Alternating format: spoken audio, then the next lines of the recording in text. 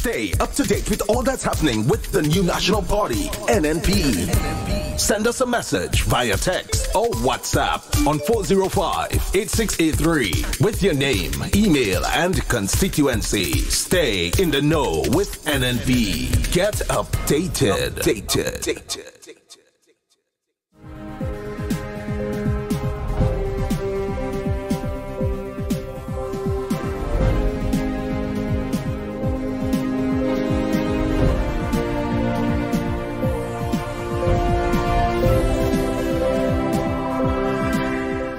Grenada receives first tranche of funds for conservation activities under the Caribbean Challenge Initiative. Details to this story and more in the National Report.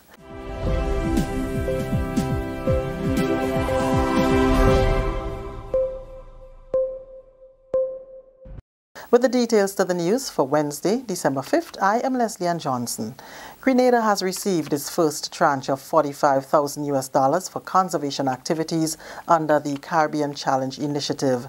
That announcement by Senator the Honorable Dr. Winston Garraway, Minister with responsibility for disaster management and information. The Caribbean Challenge Initiative is a coalition of governments, private sector companies, civil society and development partners working together to accelerate action on the marine and coastal environment. The aim, as evidenced under the CCI 20 by 20 initiative, is to protect and sustainably manage 20% of the Caribbean's marine and coastal ecosystems by the year 2020. During his contribution to the 2019 budget, Senator Garraway said this bears testimony to Grenada's efforts to protect its environment. What does this mean? It's a clear demonstration that we only talk the talk, but we walk the talk. A lot being said that we are not so concerned about saving the environment. Far from that. This is a demonstration for us to receive the first tranche of 4. So we're talking about some 180,000 US dollars, close to 500,000 EC dollars, towards ensuring that service clubs, projects of whatever kind and magnitude will be financed towards protecting or enhancing our conservation practices within Grenada, Carriacou, and Petite Martinique. This is significant, Mr. President, because there is this perception from some in various quarters that we don't care about the environment. Far from the truth. Grenada has been heralded as a leader within small states in protecting our environment. Grenada has been recognized internationally as a forerunner, and we will continue to do this. And it will bear fruits as we see more grant funding coming to this country, because this government is serious about the development of this economy.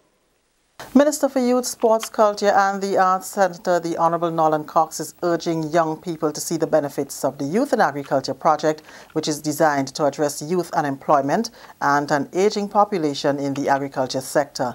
Making his contribution to the 2019 budget on Tuesday, Senator Cox said the agriculture sector can make a significant contribution to the local economy once marketed and done right. The program is designed to encourage young people to see agriculture as a career, thereby contributing to greater sustainability in the sector. We cannot sit by and not do something, because what you find happening and what we see happening in terms of the trends, and which has been mentioned here, is that imports are increasing. And the reason why imports are increasing is because for a strong economy in terms of economic activity, people have more spending power, and the demand for goods and services are increasing. And if you're not prepared to take advantage of those opportunities, then you will find yourself having persons, not just only goods coming in, but maybe even farmers coming in. That may happen next. Mr. President, when I see a message come on my cell phone saying that creative design, looking for carpenters, plumbers, any among it open, that tells you something, Mr. President. It tells you the demand for jobs and skilled jobs is very high, and which means that we have work to do. And if we do not pay attention to those indicators, we be under serious threat in terms of those jobs opportunities. Mr. President, we just had the commission of Silver Sands, and the Department of Labor can tell you the amount of work permits that had to be granted for specialized persons to come in. Those are opportunities that we missed out on. So, Mr. President, it is within that context that the Youth in Agriculture project is being constructed. Technical and material assistance will be provided to young persons with an interest in agribusiness. The Youth in Agriculture project will focus on agribusiness training and certification, as well as youth entrepreneurship and microfinancing, among others. Market access for young farmers, Mr. President. Agro-processing, agriculture extension services. We believe through this project we can develop a new crop of young extension farmers. I know that the member representing the farmers here this evening, that is an area of concern for him. The extension work, the technical capacity, that support can be done through the Youth Agriculture Program. Access to agricultural lands, climate smart agriculture, Mr. President, a National Young Farmers Association, Mr. President. These are also a National Young Farmers Festival. We give an opportunity to display their products and production initiatives, Mr. President. So these are the main thematic areas in which the Youth in Agriculture program is going to be focusing on. This is the National Report. More news after the break.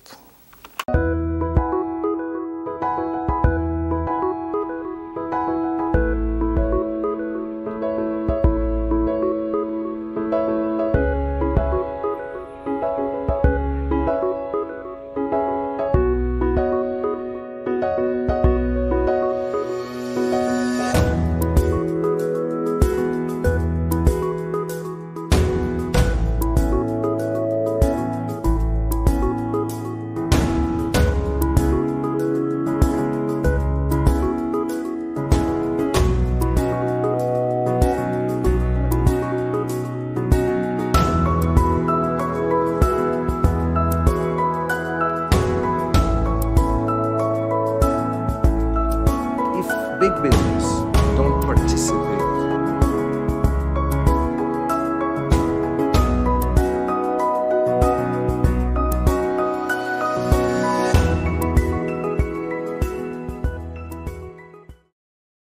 Continuing the news, the government of Grenada will be rolling out a number of ambitious projects next year designed to address water challenges and save money on electricity. One of them is a $125 million project that will speak to some of the hurdles experienced in the country's water sector. Plans for this were outlined on Tuesday by Senator Simon Steele, leader of government business in the Senate. This project, Mr. President, will address through increasing our ability to capture rainfall, to store water in the north where it is produced, and then to distribute that throughout the country, especially to the south where it has the greatest demand. What is significant about this project is a $125 million project, the most significant portion of which is grant funded both through the Green Climate Fund and the government of Germany, plus contributions from Grenada. But through the implementation of this project, it will create opportunities for many of our workers. It's a significant infrastructural project.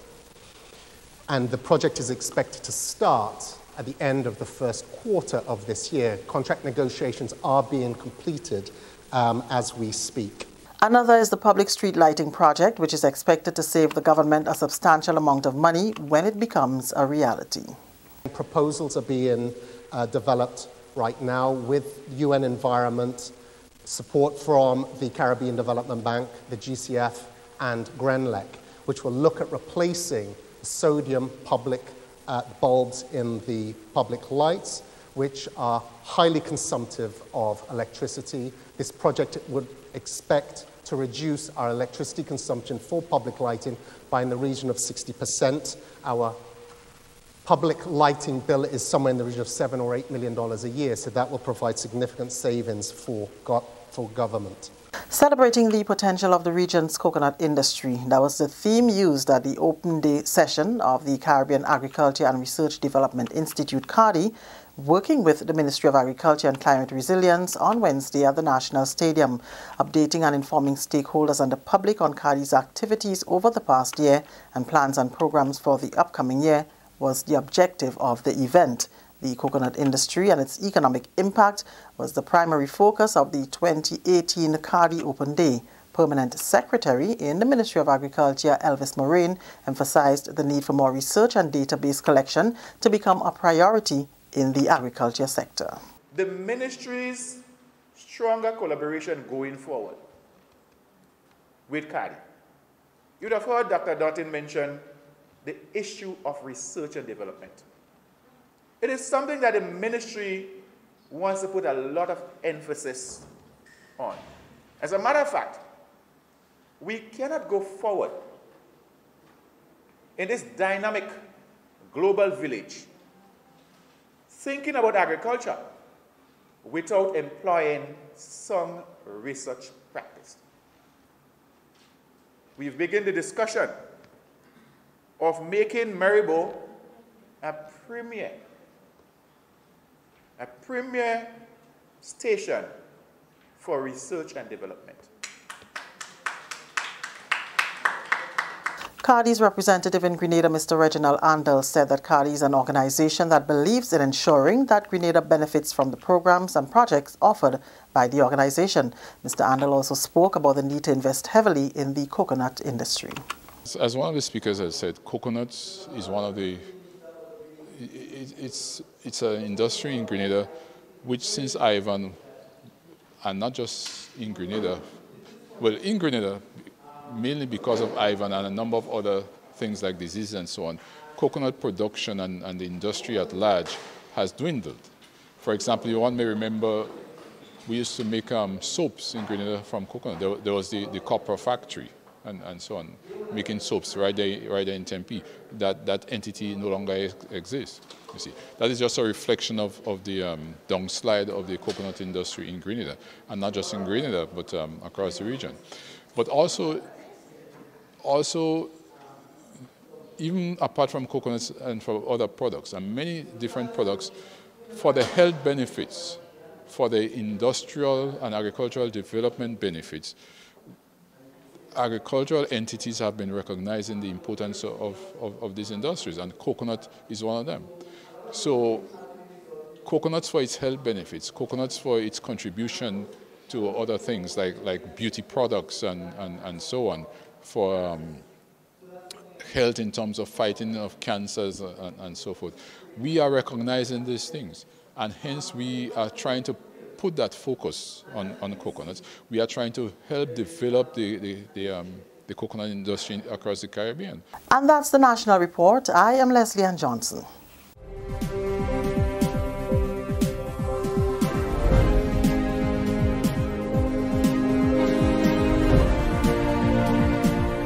Government pension. What are the facts? Are all public workers entitled to pension? Are public workers owed gratuity? Here are the facts. Fact 1. The Pension Disqualification Act of 1983 was validated on April 21, 1985 by the democratically elected government, led by former Prime Minister Herbert A. Blaise. This means that public workers employed after February 22, 1985 are not legally entitled to a pension from the government of Grenada. Fact 2. The judgment in the Hermelin Armstrong case does not create legal precedents for the reinstatement of pension to public workers employed after February 22, 1985. The judgment created a legal precedence only for those workers who joined the public service in a pensionable post between April 4, 1983 and February 22, 1985. There were 56 such workers. The government restored pension to those 56 workers in 2018. at a cost of $7.7 million.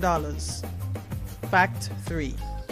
All officers employed in a pensionable post who joined the service after February 22, 1985 are not legally entitled to a pension from government. They are only entitled to a pension from NIS once they meet the necessary requirements as per the NIS Act. Fact 4.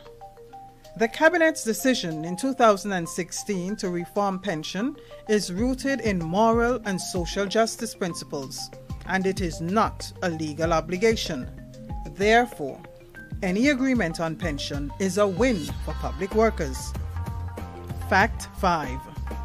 The MOU signed between government, the unions, and staff associations in February and March 2018 stated that the pension regime which will be implemented must be affordable and sustainable. Fact 6. The proposed pension regime for public workers employed between February 22, 1985 and December 31, 2018, as stated in the MOU, is a non-contributory pension plan. Therefore, no deductions will be taken from workers' salaries to finance their pension from government. Pensioners also benefit from any future negotiated salary increases. Fact 7. It was agreed by all parties that a worker's annual pension would be a minimum of 70% of their final salary to be paid jointly by the NIS and the government of Grenada. Fact 8. Government is not obligated to offer an advanced pension payment, commonly called a gratuity. Government has proposed to make an advanced pension payment of 2% of full pension, an amount it can practically and reasonably afford given its current and projected revenue stream. It should be noted that an advanced pension payment is a non-interest-bearing loan that the government grants to the pensioner, which must then be repaid in equal monthly installments in the form of a reduced monthly pension over 12.5 years. Fact 9. Under the proposed 2% advanced pension payment or gratuity, retirees will be entitled to a higher monthly pension than if a larger advanced payment was given. Fact 10. If the government accommodates any higher rate of gratuity, the implications would be severe for the country, as this will translate to higher taxes such as VAT, income tax and property tax, higher import duties, the possibility that hundreds of millions of dollars in grants would be lost, lower expenditure in critical areas such as healthcare, agriculture, roadworks and youth development, retrenchment of workers. These are the facts. Government is committed to an amicable resolution to the pension matter for the good of all Grenadians.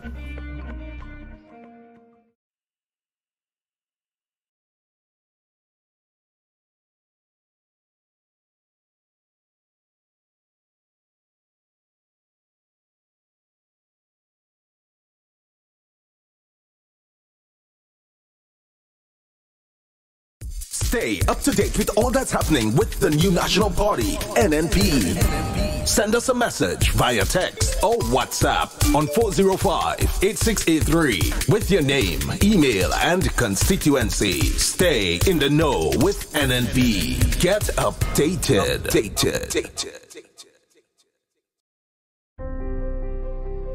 It is said that education is the key to success. The Grenada Development Bank believes this to be the truth, hence the reason we have made it our prerogative to ensure that your key is in safe hands with us.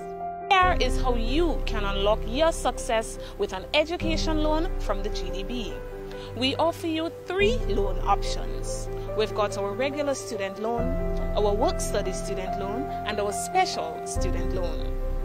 Our regular student loan is for persons who wish to pursue full-time tertiary level education. If you are a permanent employee who wish to study while continuing your employment, then our work-study loan is for you. Our special student loan is in collaboration with the government of Grenada, geared towards vulnerable persons who would like to pursue higher level education. Remember, you must have proof of admission from a recognized institution here at home or abroad. All our loans are 100% financing with interest rates as low as 5%.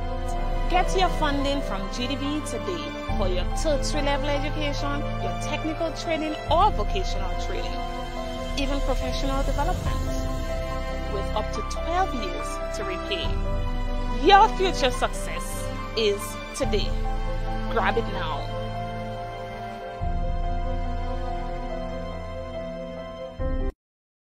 Putting the lens on Grenada, its people and its possibilities. This is State of Affairs.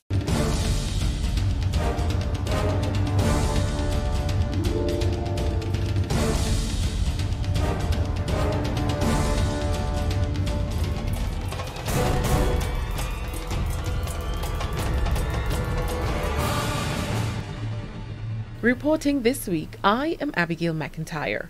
Work begins on the new Renegade Rum Distillery. Find out how this new foreign investment project is bringing much-needed development to the parish of St. Andrew. Bringing back the national platform for young people to express their skills and talent. Hear more about the return of the Festival of the Arts, even after a 9-year break. And Grenada gears up for another referendum, this time to decide on whether the CCJ is the best fit for the country's final court of appeal. See why government thinks it is. Kevin Frederick, Wendy, Edmund and myself all report from the Grenada heartland when we come back.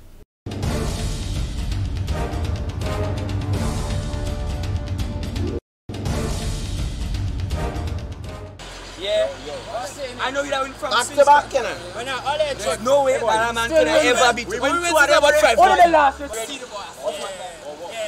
Again on it. Too fast. Man run with that is not for yo, brother man. Yo, Rennie, hold on. Rennie, I got the same girl. Now all the amount of boyfriend. Intrude. Yeah. That's your chance, Rennie. Hold on. It's the walk. Alright.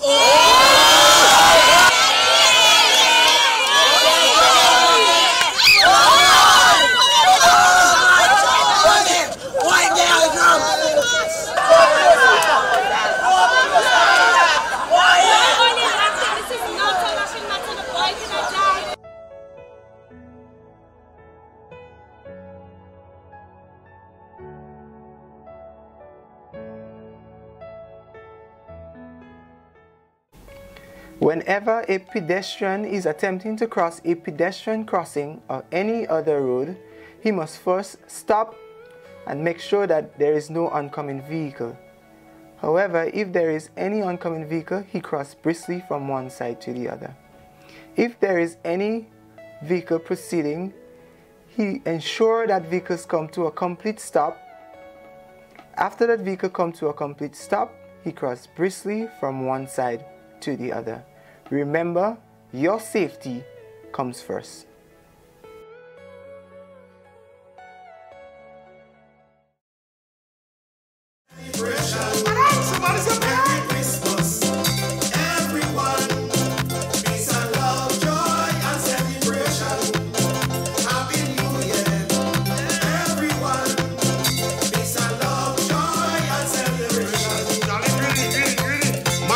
I give you the rating. In my body and I'm celebrating. Thanks, I wake up this morning. Thanks because you make me sing. You give me a reason to move on. You give me my one and only son. Anyway, they take about it and I must say that you my number one. Happy birthday to Jesus. It's a love, joy, and celebration. You want to kiss anybody? Merry Christmas, everyone.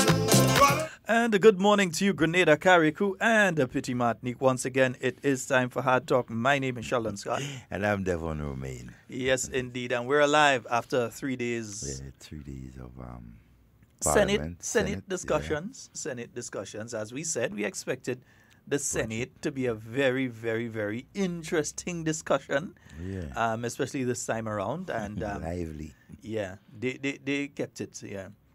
They kept it. I must say congratulations to both sides. I think that let me say this. I think it was one of the better sittings that I've seen. I must commend the government side. I must commend Senator the Honorable Simon Steele. I think that he did a very measured, and he took his time to explain government's fiscal position at the beginning and then at the end in response to some of the statements that had been made. I think he did an excellent job.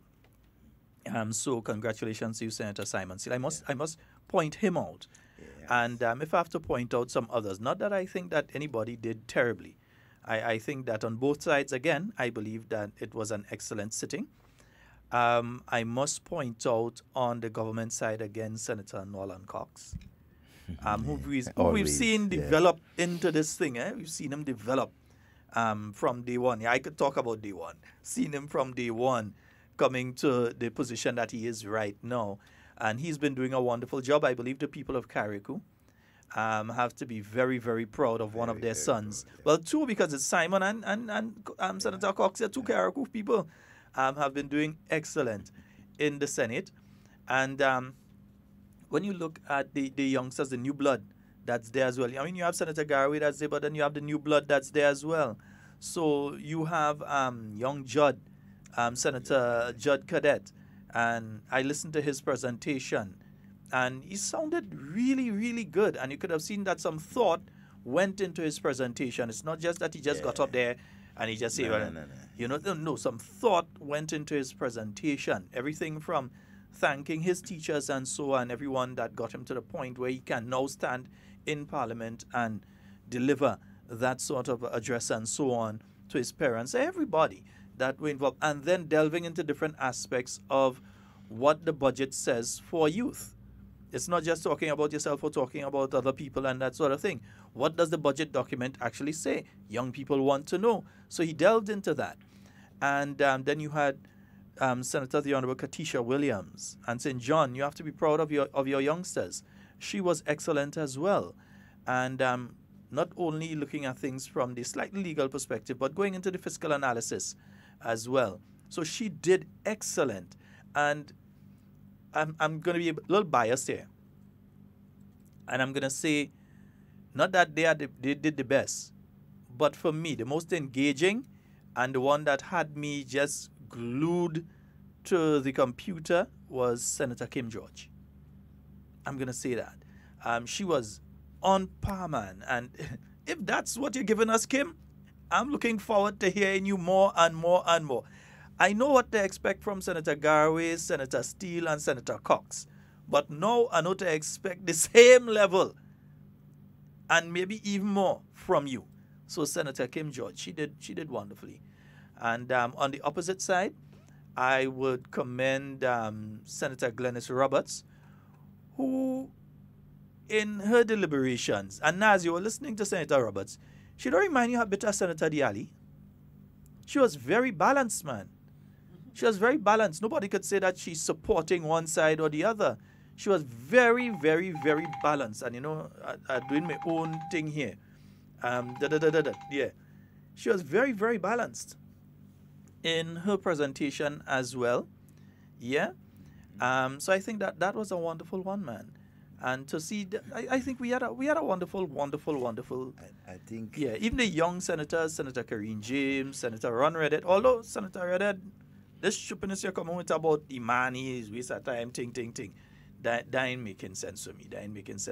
Let's take a short break because I see again an important one. I must take this one.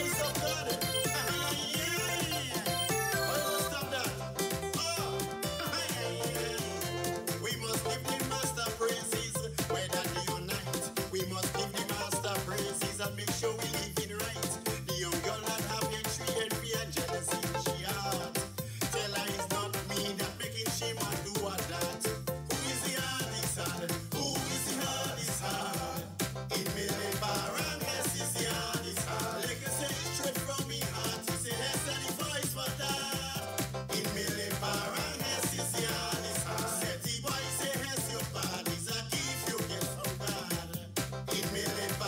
Yeah, you know, when you have kids, you just have to check every now and again on the children. Yeah.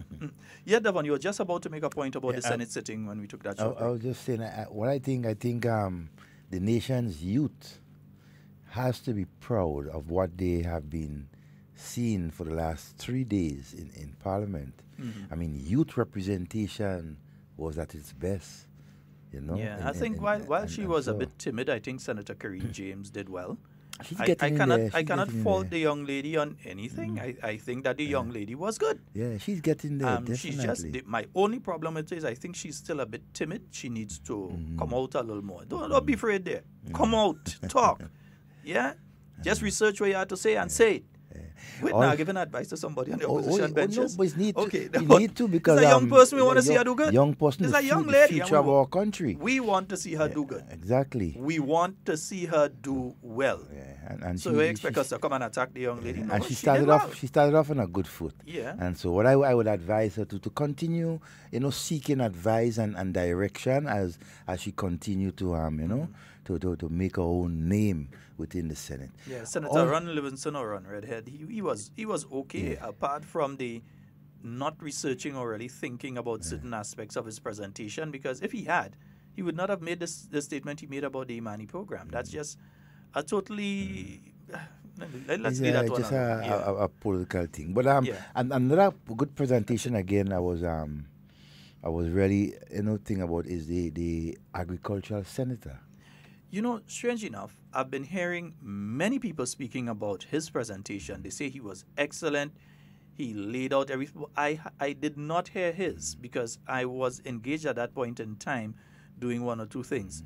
So I'll have to go back and listen to his presentation because I'm hearing that I missed out because he had an excellent presentation. He dived into every sector of agriculture and basically, I mean, at one point in time, I thought he was a deputy minister of agriculture based on how he laid down. And you could see he's someone that the Ministry of Agriculture could definitely work with to enhance, the agricultural upliftment within our country.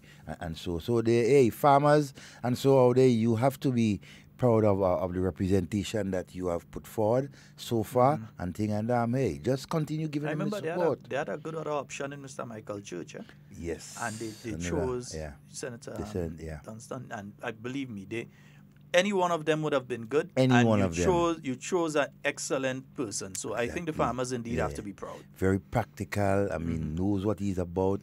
The budget debate is not about going in there and attacking anybody. It's about saying, listen, we see this there, but we don't think that is good enough. Maybe you need to put a little more with it. Or we thank you for what you put there, but you should look at this other aspect that needs some money as well, and so on. It's not about going in there and saying, government wicked and government this. For years, the farmers have been hearing that from their representative in the Senate. It's a breath of fresh air. In fact, it's like an oxygen tank. But as usual, I mean, one of the better presentation, more balanced presentation, in my view. I mean, all of them. And so, Senator Diali, representing the private sector, has always and continue to basically lay down the direction of the private sector and the benefits they have been getting. And he, what I like about him, he's not a politician, right? He's a businessman. But he tell you exactly how it is.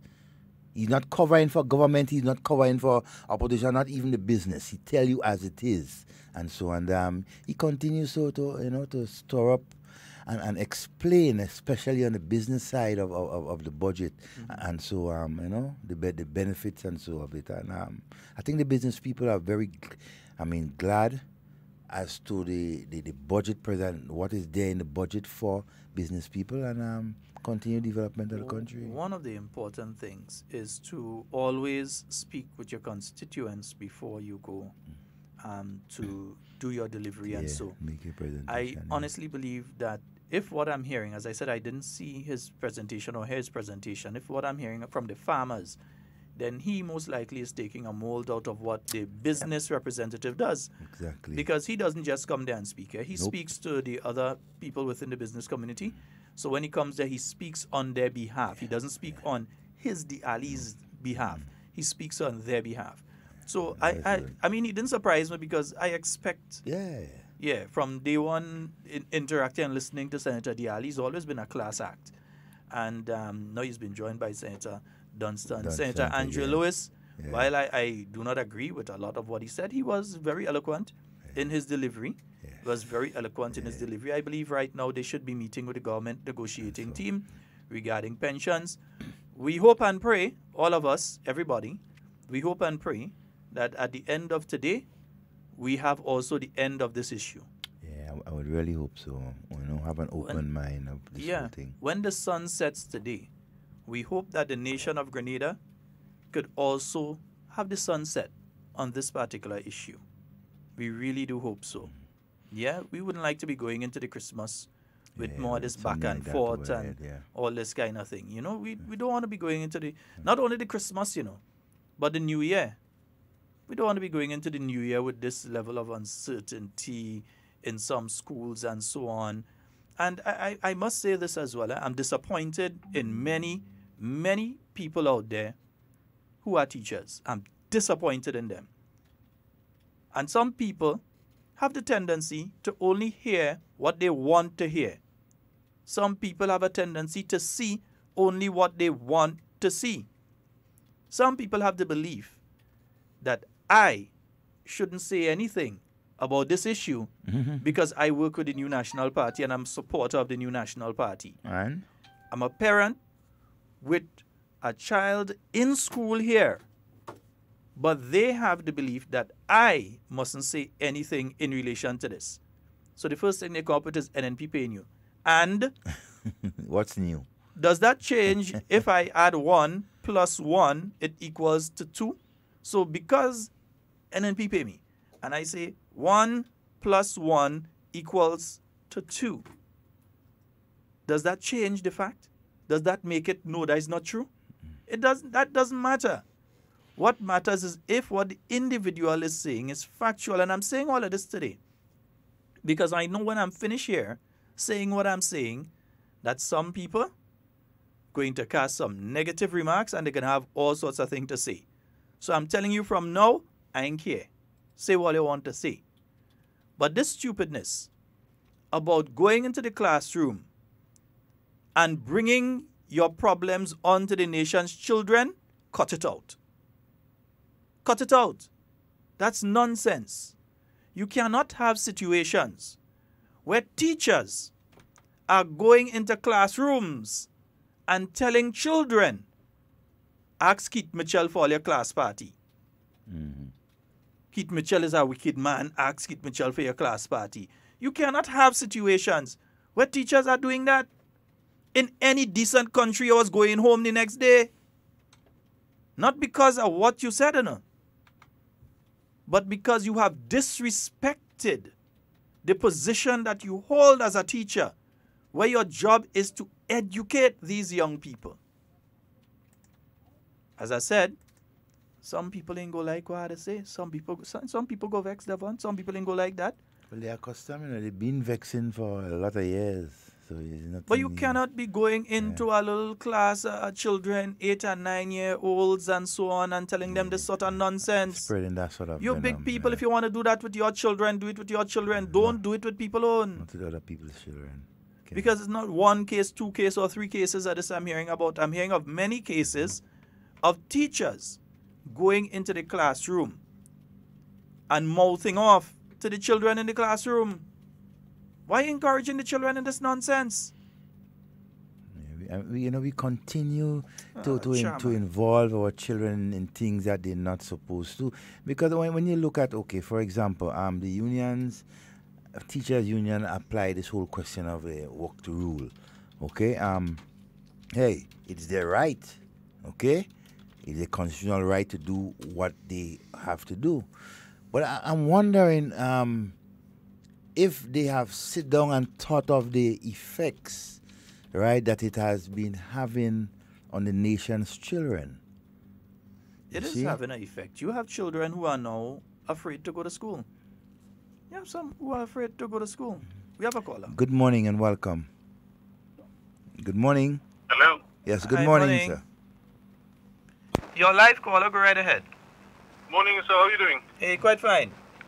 Good. Sheldon, I'm glad you brought up that topic, because quite frankly, my plan was to go into the Ministry of Education on Monday. Because my daughter is a Form 3 student in the St. Joseph's Convent, and the teachers are on go slow in school. They're not teaching the kids, even though the unions and the government are sitting at a bargaining table. I find this is ridiculous, and something must be done about the situation. And I'm sure it's not just one school that it's happening to. Well, it's happening in primary schools as well. You have primary school children who are being told by their teachers, yeah, and I'm not blaming all teachers here, but those who are guilty, they're well guilty and they're wrong. They're telling the children, go and ask Keith Mitchell for your class party. Keith Mitchell is a wicked man. That's what they're doing. All the teachers are succeeding to do, and their union, is put the general public against them. They have a just cause. They have a just cause, but the way in which they're going about doing it, they're putting people against them. At the end of the day, the children has nothing to do with it. This has nothing to do with children. It has to do with the government of Grenada and the bargaining union for the public service workers. This has absolutely nothing to do with the children. Doesn't teachers take an oath to teach just like a doctor? Well, I don't think so, but maybe that's something that needs to be done. Well, we have to be. I mean, we can't keep punishing the children for something that they didn't do. Absolutely nothing to do with it. And it's ridiculous. Going on the third week that they have gone to school and have practically done nothing. Practically done. Oh boy, caller. Oh boy. 7, 8 periods in it. Oh boy, caller, we have to terminate the call because we can't hear you. It seems as though you got into a service area. Maybe you haven't migrated to the LTE network yet. Maybe you're in a bad service area. So give us a call back. No problem. Give us a call back. We'll take your call. Give us a call back. Yeah, and let me say, it's not my child, not my son. My son's teacher is an excellent lady. She does a wonderful job. Yes, she's deserving of watch, that woman deserves 100% gratuity. I'm telling you, she does an excellent job. So not her. So let me clear that up right now. It's not my son teacher. Yeah, she has class. She ain't doing that kind of thing. But some classless ones doing this kind of thing, you can't do that. That's people, children. Good morning. Good morning. Good morning. Hello. Hi, morning. How are you doing? Okay, yeah, I hope this is better. Yeah, yes, much better. Right, good, yes. I am actually on the LTE network, but somewhere along the line, I think that might have been a blind spot. Oh, gosh. Yes, my brother, I really think it's something the Ministry of Education needs to look into, because this is gross negligence. This is what this is tantamount to. You are a teacher. Your situation is being looked at. You're back to school. You need to teach our kids. This is I mean, this is almost criminal, because you're not looking after the welfare of the future of this nation, which is what you have in your hands. And you're at a point where you're discussing your issue. Whether or not it goes in your favor on a day-to-day. Oh boy. Yeah. And I really think the ministry needs to look into this and take the appropriate action against the teachers and the schools and their principals, because I am sure the principals are aware of what is happening. Wow, that is sad. This is just totally unacceptable. Believe me, it's unacceptable. And I hope that by the end of the day today, that we don't have to be having these conversations. I really hope by the end of the day today, we don't have to be having these conversations. Well, I really Believe hope me. so, but I mean, we But it is unfair to the children. It is. Yes. Okay. Thank you so very much. Thank you, my brother. All right. On all these things have repercussions, because, I mean, what about the children, how they feel? What about, their feelings towards teachers and their school? I mean, because they've been denied. You know what's going to be confusing to some of the children? Is that you go to school and you're getting one story, and you come home and you're getting another one. Yeah, because the parents, you will have to speak to your children, because they are being told certain things by teachers in certain schools. And I heard the caller mention one school. That is second instance. I'm hearing of it happening in that particular school. That's the second instance of it. that I'm hearing of that happening in that school, that teachers they're telling, what, Bishop Harvey, you better have calling all your teachers and have a word with them, eh? Bishop Harvey, I think it's important that you call in your teachers and you have a word with them. And no, we are not saying that teachers are wicked people on this program. We have said that the teachers are deserving of the 25%. We have said they are deserving of even more than that. And that is what government has been saying. The only issue is if government is able to pay it at this time. Yeah. That's the issue. Not if they're deserving of it. The pension issue has already been sorted out. The only issue on the table now is gratuity, not pensions. Gratuity, that's the only issue on the table right now. And the issue is the amount that the government, that the economy of Grenada, because when we say the government, we tend to just look and think that, okay, it's the 15 MPs and the 13 senators or so. No, it's not just them. It is the entire nation, the economy. You and me and our spending ability and our ability to put money into the economy, to pay these bills. Can Grenada absorb it at this point in time? Or maybe they can in 5 years. Or maybe they can in 10 years. Or maybe they can in 3 years or 2 years or 1 year. That's the discussion that is taking place now. But you have some people who went out and strike and didn't even understand what they're striking for. There are a lot of people who are acting as though it's a Christmas money they were supposed to get. Yeah, an immediate money. They need that for the Christmas. That's what some people are acting, Yeah. you know. Lack of understanding of the whole issue and everything like that. I tell you, I saw one that was jumping up in front and she will not be eligible for any aspect of this entire discussion until the year 2042. Not even the 2020s or the 2030s, you know. 2042. If you're looking at 26 and 2/3. Right. She will not be eligible until the year 2042. Lord. But these are one of the people that are making the most noise right now. Who every time you say something, they want to attack you. So sad. But they're not eligible until the year 2042. Yeah? It is so sad to see, you know, how these things play out. And you know, one of the things... Any teacher that does that should be disciplined by the Public Service Commission. Any teacher. One of the things that when I have my two last children in school, one in secondary, one in primary. And the whole sentiment, when you hear the other children talk, and so about, for example, the Christmas, most of them expected some form of Christmas party, something that, you know, end the year with. And they said no extracurricular, no problem. And these children... Parents, get together, do your children class party for yourself. Make the teachers know that they are not the ones that are going to dictate if your children enjoy the day or if the children enjoy the time in school or so. They are not going to affect your child mentally.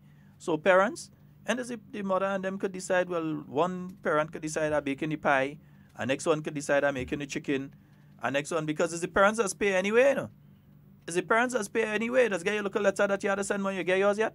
You ain't get none yet? No, well, they on walk the rules, so you ain't get a letter yet. Now, my son having a Christmas party, don't I? Know for the rest of that. And you see what burns me is, the expectation of the children, but there's a remarks and so that continually, you know, is being made by persons within, and so making the children, you know, point their anger towards the wrong set of persons. I mean, the children should not be involved. And so, but that is why last Monday, myself and Sheldon has been appealing to all the parents, the Parent Teachers Association. Get together in the different schools and do what you can, right, to cushion that effect, right? These are the things that needs to be done, right, and to substitute. Right? If the teachers, a majority of them would not partake, there is enough parents, right, who will contribute their time and worth and so on kind towards ensuring that their children and other children, right, who may not have the opportunity to have that fun for the Christmas, have it. And I think we should not, deny our children that. Right? So I'm really, asking teachers, parents alike, it is not too late. Get together and ensure that the different schools have, they organize Christmas parties and so. Don't make the children suffer for our mistakes. The teachers are within their rights to not take part in extracurricular activities. They're within their rights, right? So they're within their rights to do that.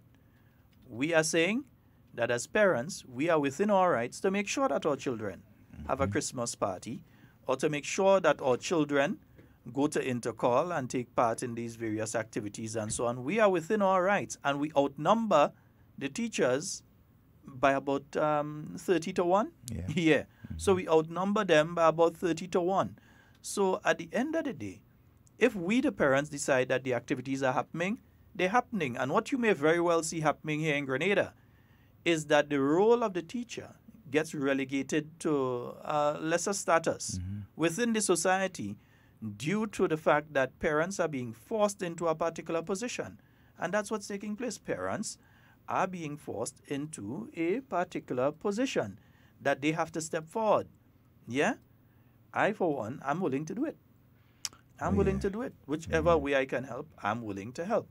Even if I have to teach evening classes, I'm willing to do it. I'm qualified to teach English literature, English language, geography, chemistry, and physics. So I'm qualified to teach any of them, social studies as well. So, yeah, if you're ready. And that is the approach, right, as a parent, appealing to other parents. As from now on, let us pay more attention to what goes on with our children in the school. Let us not leave it up to the teachers in the schools, right, to continue to do certain things. We see the effect. Let us together play our role as parents, right? When the teachers are not there as parents, we fall in, okay? Some of us is like, what you call it? When your godmother or your godfather, you're born and think they give you a nanny. In case mommy and daddy in the, you have somebody else playing that role. So that's why we're saying. And the phone numbers 440-7377, 440-7377, and Devon 347-329-3101. And of course, we are live on 97.5 City Sound FM. And 89.5 CRFM. 92.9 in the Sister Isles of Carriacou and Petit Martinique. And 94.9 We Vibes Radio in Brooklyn. Yeah, go ahead and read and listen to what we're on there. Wait. Yeah. All right. Yes, indeed. So, folks, you can call in and let's hear your view in relation to this thing. I don't know why people trying to do this sort of thing. Why are you doing that? And the thing is, you want to talk to children? Tell the children that you got 3% increase in 2017.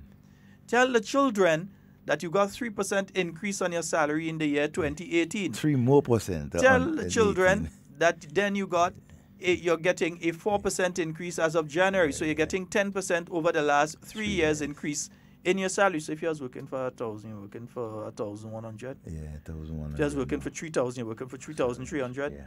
Right. So it means that whatever their salary does, working for 7,000, working for 7,700. Yeah. Right. So tell the children, if you want to tell the children, tell them that too. Balance it off. Yeah? When you're telling the children, tell them that there were 400 plus teachers who had to wait every September to get a letter from the ministry to say that, okay, you can work for this period next year, who could not go into the same bank and credit union and everything that people are talking about now, who could not go there and get a proper loan, or who could not take a mortgage and that sort of thing.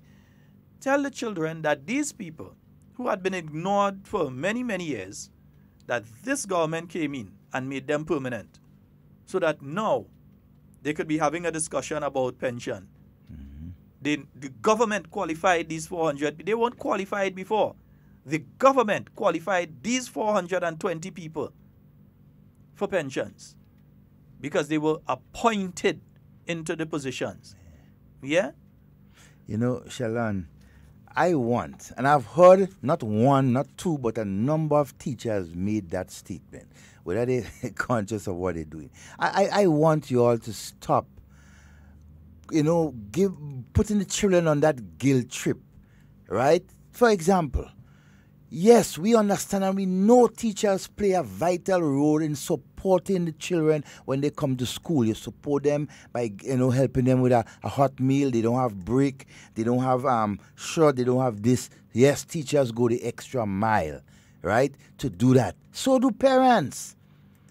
So I stop, putting that in front and give, putting children on that guilt trip as if, well, okay, only the teachers that does these things to the children. It is not fair, right? I mean, it sounds like reproach to our children, right? When some teachers help, right, some students in the school either with their shoes or something, and then you come out now because of this whole situation and talk about it about, oh, teachers doing this and teacher. So what about the parents who does this and does that, right? When the school asks for contribution, parents pull out hundreds of dollars out of their pocket, extra money out of their pocket to support the school. And so we must be very mindful of what we're saying, right? And don't let it sound like if we are reproaching our children, because that is what some of us are doing. But Devon, even worse than something as it reproaching, it sounds as though some teachers are basically saying, don't send your hungry mouth barefoot children to school. Exactly. That's what comes out as, exactly. It basically comes out because they keep saying that, this one need lunch and I don't have money to get them lunch and I don't have money for this and I don't have money to that. And I'm trying to figure that out in the context of there's a school feeding program and these kind of things. Think of how maybe the I need to children research. feel, Maybe I'm wrong. Maybe I need to research some more in relation to the school feeding program and these kind of things. And I'm not saying that teachers don't help children and that sort of thing. Of course they do help. They do. But when you come back now and basically saying them to people, don't send your hungry mouth barefoot children in school.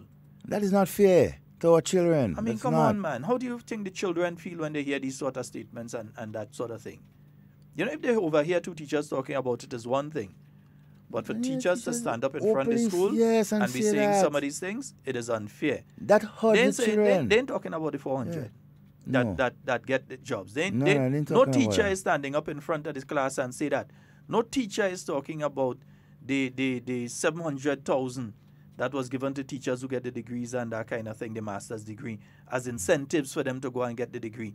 The $1 million that was paid off to teachers who going out and, I mean, come on, man. They're telling them about that, but they're telling them that the government that did all that. No, we could talk about another government in Devon. We could talk about one just before this government. Well, it makes sense talking about them. Because you had nothing to talk about with them. Nothing is empty. Yeah, nothing. They gave workers nothing. They didn't call them wicked. Yeah, no, they didn't call them nothing. They didn't call them wicked. Yeah, they didn't call them wicked. But Sheldon, you know what? Our children, based on all utterance that they have been hearing from teachers' mouths and others, not just teachers, but other persons' mouth, a lot of children, right, will be afraid, will be scared to come to a teacher and say, teacher, could you help me with this, please? Or can you help? Because you know what? They will be scared of the reproach. We cannot do our children that. That is unacceptable. That is not good. And we need to stop it.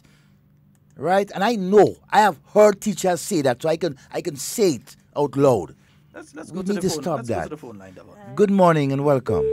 Good morning, gentlemen. Yes, morning. No, I didn't quite hear all your discussions this morning with the teachers and the work to rule and whatever words, used to describe them. But I must admit, over the years that I've been involved in PTs and this sort of thing, I have to be frank. I think our teachers, a lot of our teachers, if not all, most of them spend a lot of extra time doing things. And I know for a fact that they're assigned certain extracurricular activities. But I have always been of the opinion that they should be getting some overtime for that. Now, that is not to say the way they're doing it is correct, how they're thinking. What should probably be happening is that you have extra teachers on hand, like how you might call, what they call them, teachers that you auxiliary. Huh? Like auxiliary. That's right. That's a word, yes. To do some of this extra work. I could tell you 10 years ago, and every time I remember it, I think about that teacher. My daughter was doing CXC, and there was this particular subject that the teacher used to be there all 7 o'clock in the night, assisting them. One night I was passing, and at around 7:30, she was just leaving the school to go home. She had transportation. The next morning, I had to pass there about 6:45, and she was just entering the classroom. So when I went home, I was telling my daughter about it, and she said to me, "Mommy, she always doing that.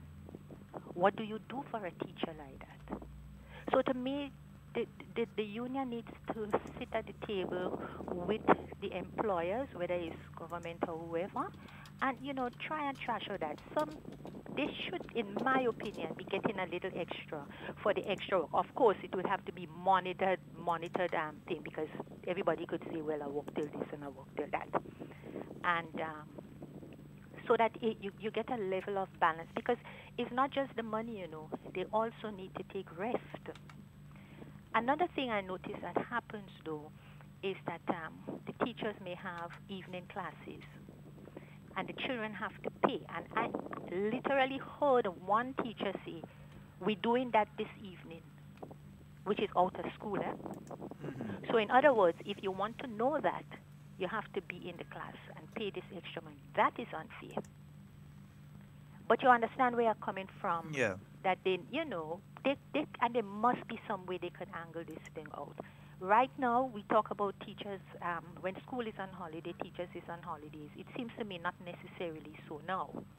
But there should also be a situation where they're entitled to holidays, whether in term, because it's like they should be working all through the year.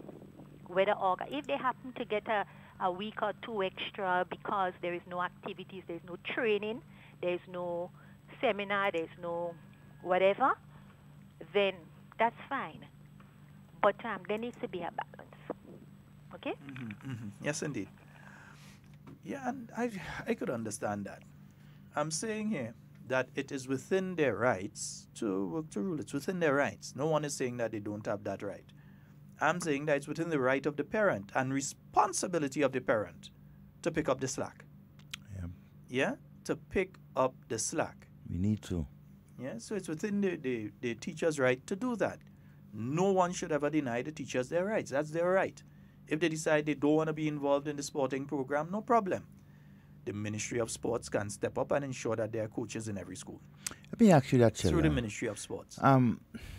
So that means that the teachers who usually do their evening classes and so, and charge students and so, the students or even the ministry have a right to not ask allow for payment for the school. Ask for payment for the school and not allow them to do that. Yeah, they have a right. You see, because this thing have rippling effects, right? If we continue to go along that sort of vindictive routes and so, denying our children. Good morning, my friend. Hi, Brother Sheldon and Evan. I want to say something that what this government did for teachers, and no government did it. Right? This government continues to do a lot of good for the teachers. Right? And I also want to let teachers remember, or people remember, the good thing that people did for you. Never forget it. Always good to remember the good. Right? As human beings, we cannot supply everybody need because without the means. But it's important for we to remember the good things that this government did. Right? And we are not saying that the teachers don't deserve more. We are not ridiculing the teacher and teacher wicked. Yes, they deserve more. But what the government is saying at this moment, the 25% that the teacher asked for, we're not able to give it at this time. Right? So I believe if the government say 2% and the government say they're not able to give it, the right thing the teachers should do, go back to the bargaining table and negotiate with the government. Okay, you can get 2 if we give 4%. Right? Whatever you give. And if the 25% will come in different stages. Right? So I do believe the teachers have to recognize that they made a mistake and they put aside the differences behind the back and let's work and go back and negotiate in the right faith and in the benefit and the care and the peace and stability for our nation. Let us put aside the front. Don't punish them children. Don't punish them children because them children are innocent. All right? And you go back to school. right, and still showing remarks towards the teacher. That's not good. That is not good. All right? So I want to say to the teachers, let common sense prevail as they back on to the bargaining table this morning. I pray that both sides will agree and they come to a conclusion. All right? For the Peace and Stability Foundation. So, Devon, Sheldon, you all have one for the God bless you all. All right, my friend. Thank you. All right. 4407377. It's now 10 minutes after the 11 o'clock. 347-329-3101. Yeah, because look, I agree. The teachers need their full salary for the month. They need their full salary. Yeah? Just that they should get the remainder from the union. I agree. All teachers should get their full salary. The remainder, as the union leader, you think that he had any deductions?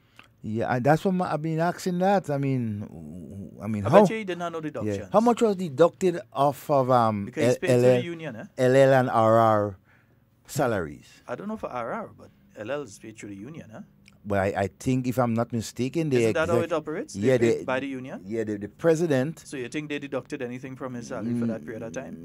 No. So you think he's going through the same thing that some teachers are going through right now, where they have issues with the bank and the credit union and so on? No, and the teachers are his employers, Right? So when he went on strike too, they should deduct money. His same employers, the teachers, should deduct money for that 9 or 10 days. He gets strike pay, but the rest of them ain't get. Yeah, they ain't get, yeah. He gets strike pay. Yeah. The rest of them ain't get. Is that fair? I mean, instead of talking about, we're going to court and we're going to all of this and with that and with the other, what you should have done is pay the teachers, give them, because obviously the employer is not obligated. You could go to as much court as you want.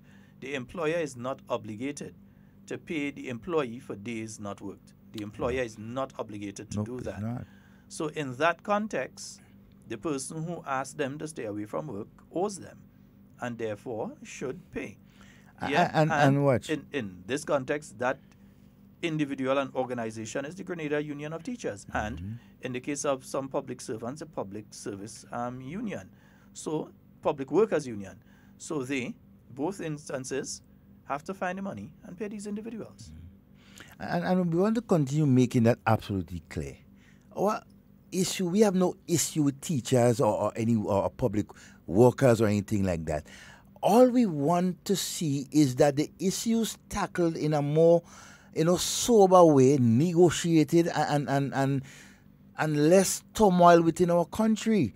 Because I know for a fact, I know for sure there are those out there, right, who are mingling with the workers and the teachers and so, that who are bent on creating chaos and turmoil in this country. And they think that this is an opportune time to do that, to create instability within our country.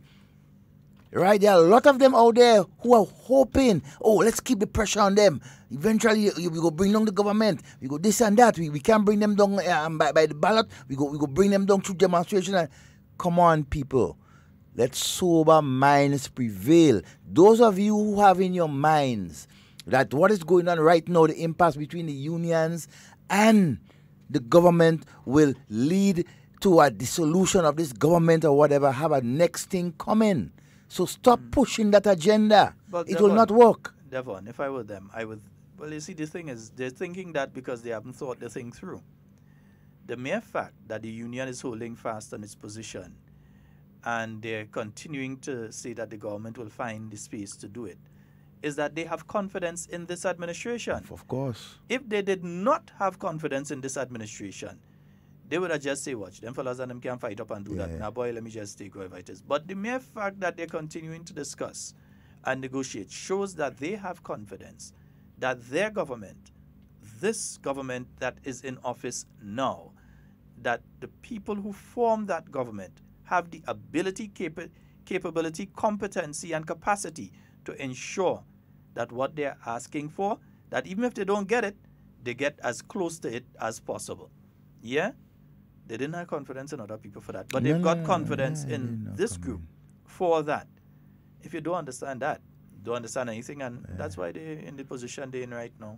Because watching the parliament on TV. A union or any organization will not battle or for something or stand for something if they know that they can't reason or negotiate with the other party.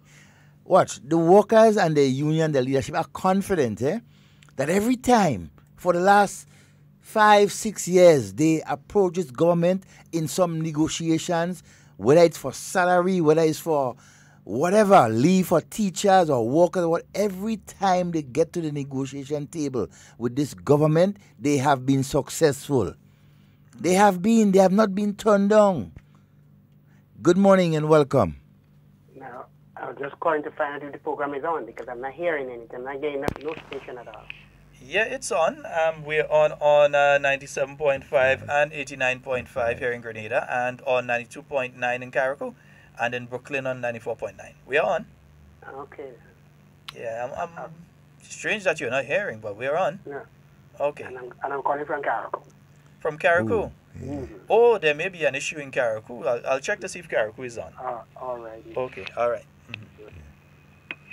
Yeah, and I'm seeing my normal number of connections, so Carriacou ought to be on, but we'll double check what's going on in Carriacou. That's not a And problem. hey, a good morning to all of you who have joined us on the live, wherever you are. Calling from, whether it's freezing Toronto and Brooklyn and that kind of thing. I want everybody on the live to do something right now. Like the program and then share it. Yeah.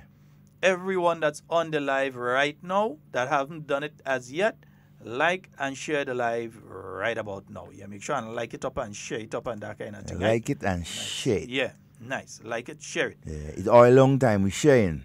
Now, there are people that are talking about these nonsensical statements. The people who basically they know that in a head-on, if you were to call an election right now head-on, New National Party against anything else that exists out there right now, you're going to come to the same end result.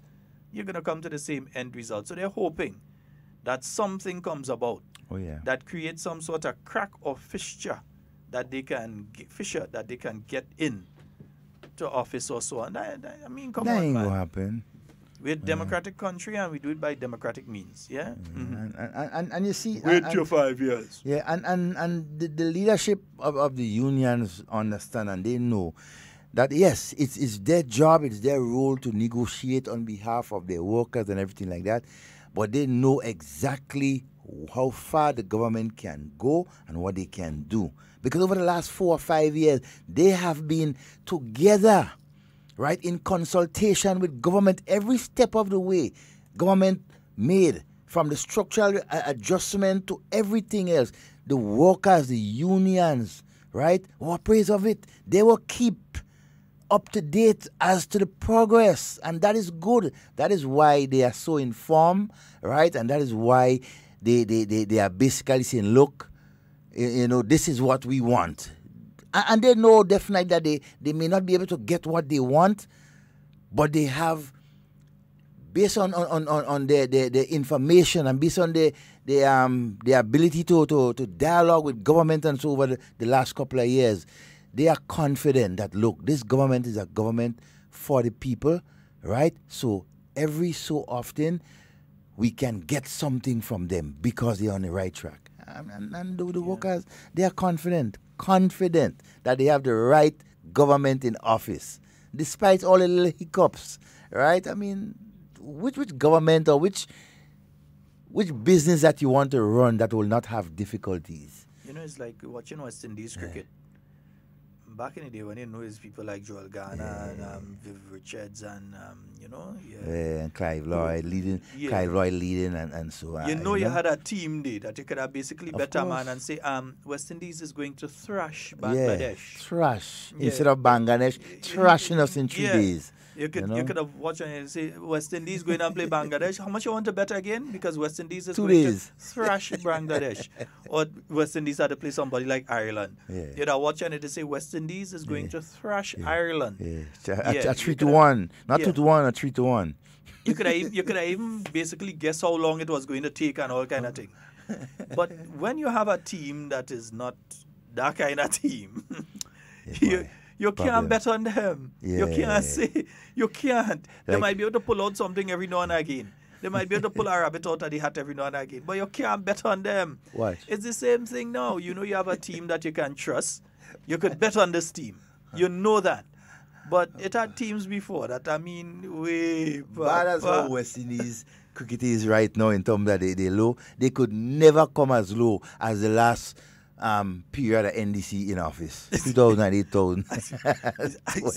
No, me that say all it Devon that They say. could never go so low in terms of rating and performance and everything. That was the worst period, in my view, right, of governance in our country. Strangest feeling I'm Good morning and welcome. Yeah, good morning, Devon. Good morning, Sheldon. Good morning, my friend. Devon, you just need you see from the old school, you just hit the nail on the head. You understand what I mean? Because you see where you go back to? That go back all right back to 1970, come back up again. That's the same plan I've been talking all the time about. You see, that's not the first time the thing happening. History just repeating itself. You know? And we know that. We were kids at the time. When all this thing was going on. When you cannot go to the ballot box and win, and you realize that people keep pounding you at the ballot box, we have to find other means. Let's go back, take a step back. After Gary, we get inside in the revolution. Okay? We come up with the national insurance scheme. Right? The revolution made that change. Okay? Nobody argue that. Everybody say that's a good thing. Right? Every one of us says it's a good thing. We benefiting the people of Grenada, Carriacou, and Petit Martinique. All of a sudden, everything changed. We can eat the cake and have it. That cannot be a good thing, but we want something better. What we want better, we're going back to 1958. Why are we going back to 1958? Because this thing, Sheldon and Devon, is based on these 56 people, you know.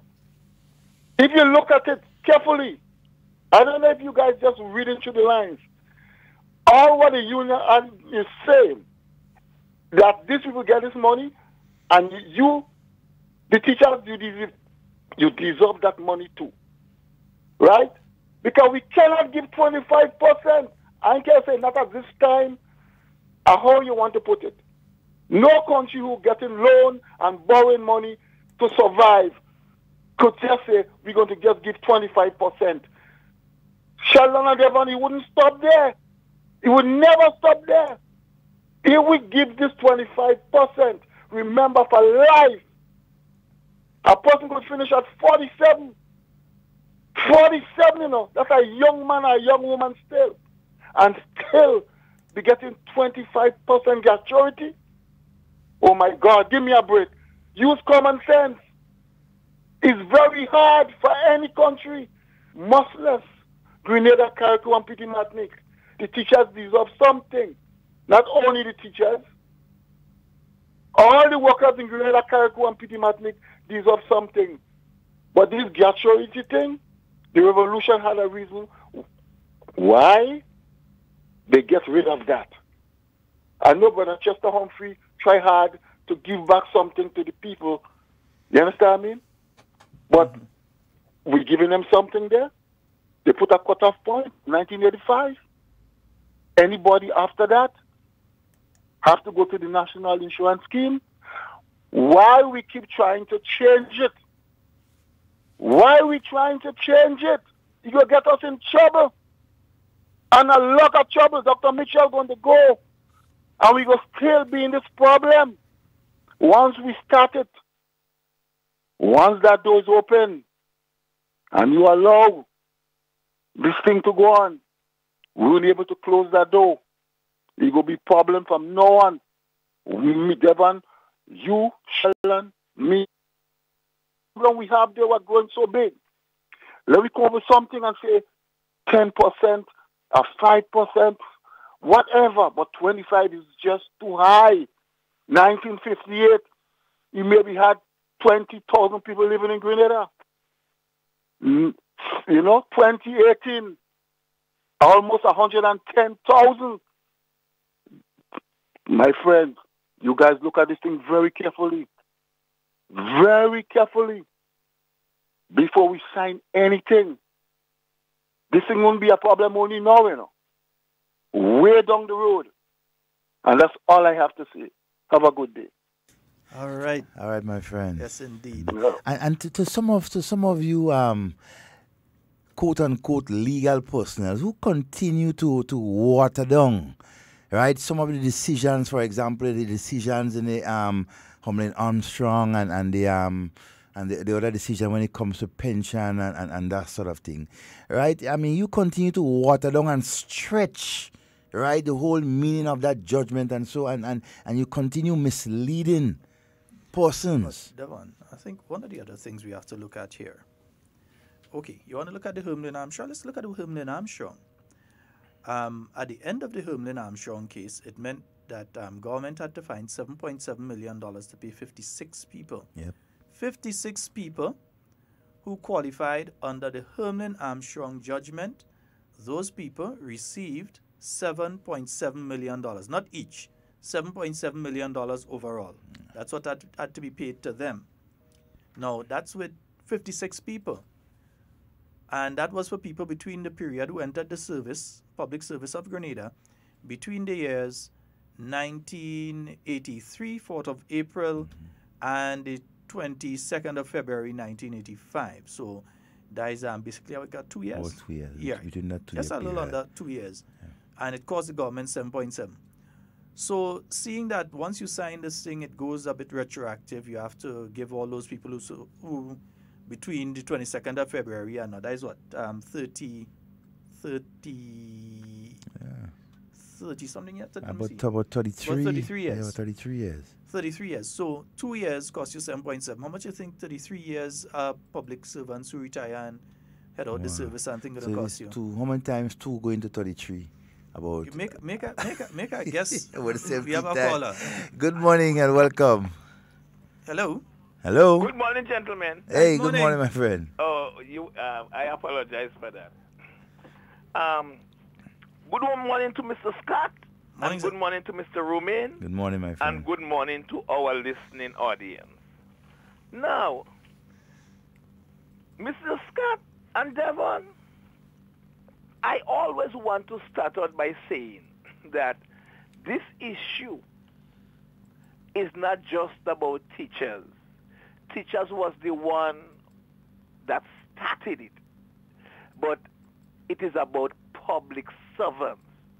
And from my own common sense level of thinking, I'm of the opinion that if it was just a teacher's issue, we would not have been where we are today. But because it is much more than teachers, we are where we are. Now, listen, I was listening earlier on to the teachers that is telling the students, Kit Mitchell this and Kit Mitchell that, and he is the one who is responsible for them not having a Christmas party. Mr. Scott, this is okay. Devon, this is okay.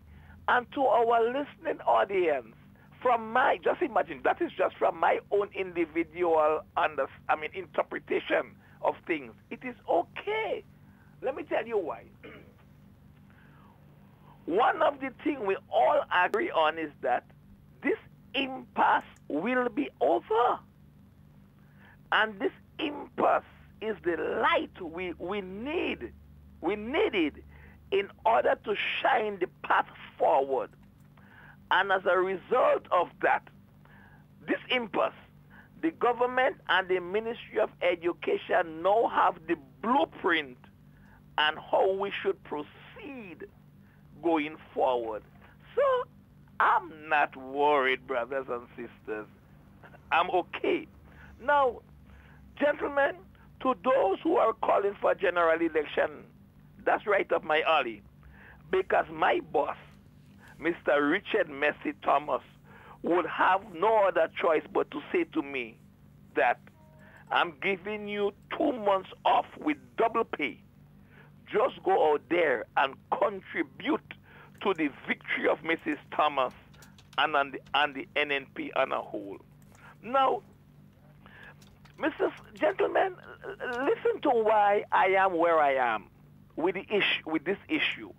Like I said, teachers are in the forefront because in terms of all the groups, the different unions that is participating, if you start with teachers, generally speaking, you are in a better place, so to speak, because what affects teachers affects the students, affects parents. So it's a strategy. But listen to this.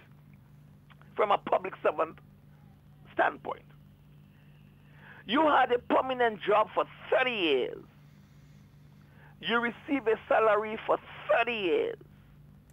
Now you're about to receive a pension that will include 70% of your last salary.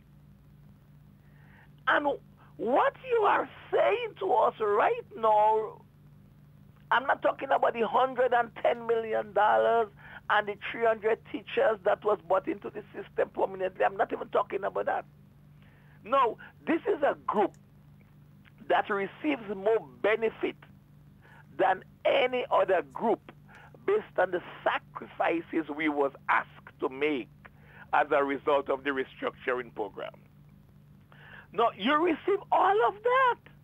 No one was retrenched or made redundant. And brothers and sisters, despite the fact that the other workers in this country did not receive the benefits that you receive, with all of that, you are telling us that you are requesting a 25% advance of your pension. 25% advance. Mr. Scott, this is literally an ultimatum.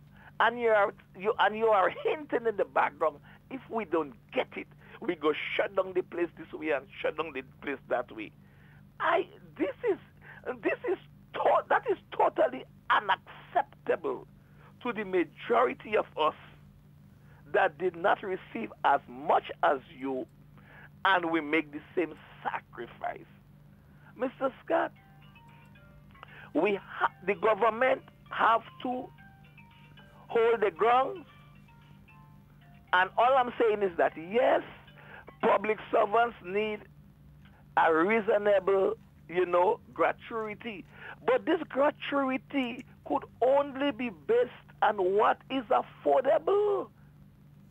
These folks know what we just went through, and they know that that staying on course, is as a result of the agreements that we would have signed with our creditors and those who help us get through the recent IMF program.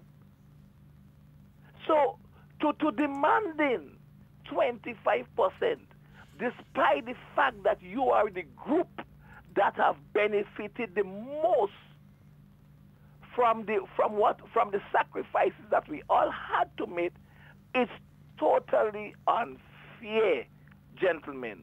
And as a result of that, I hope Mr. Andre Lewis, Mr. Lyden Lewis, and those who are involved in the discussion, they will come to some amicable resolution towards that situation, because let us look at it at the moment. Those who are deprived the most is the children. Yeah, teachers, you have an issue, but when you are spiting the children, the children that you are responsible for, the children who are our future, when you are intentionally, I say intentionally because don't forget, before they walk to rule, they had their own sick out. So you come back now, and you are intentionally hurting the children. You are intentionally,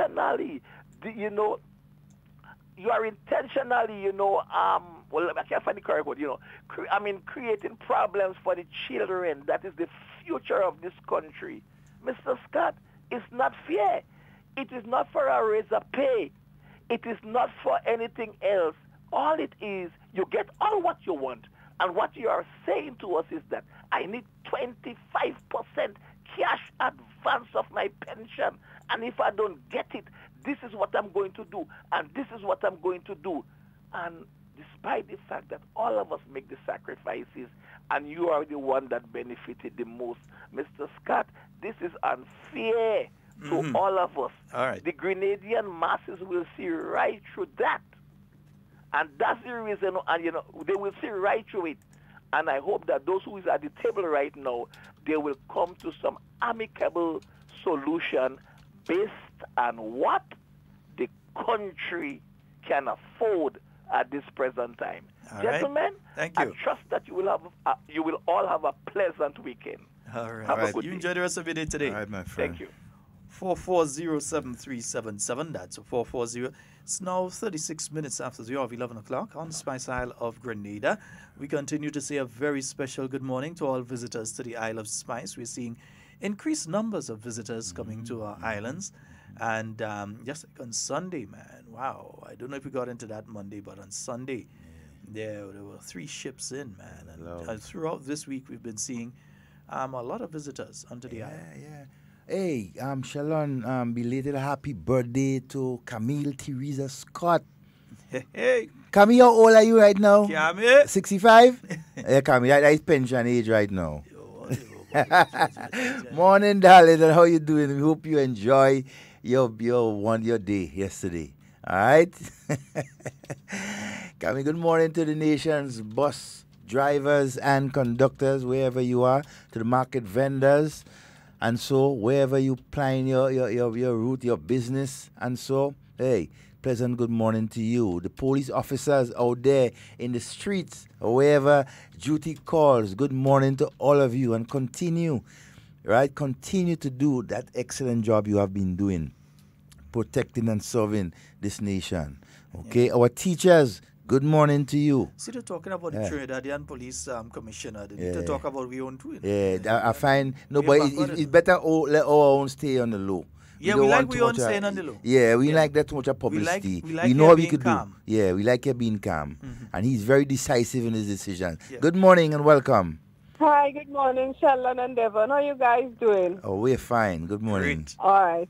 You know what makes me so sad is that these are the same union people that sat down there for 5 years when no public workers got not even a salary increase. And some months did not get their salary on time. And they said nothing. They did nothing.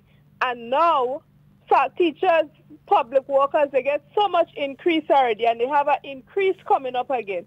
And they're still fighting the government for gratuity.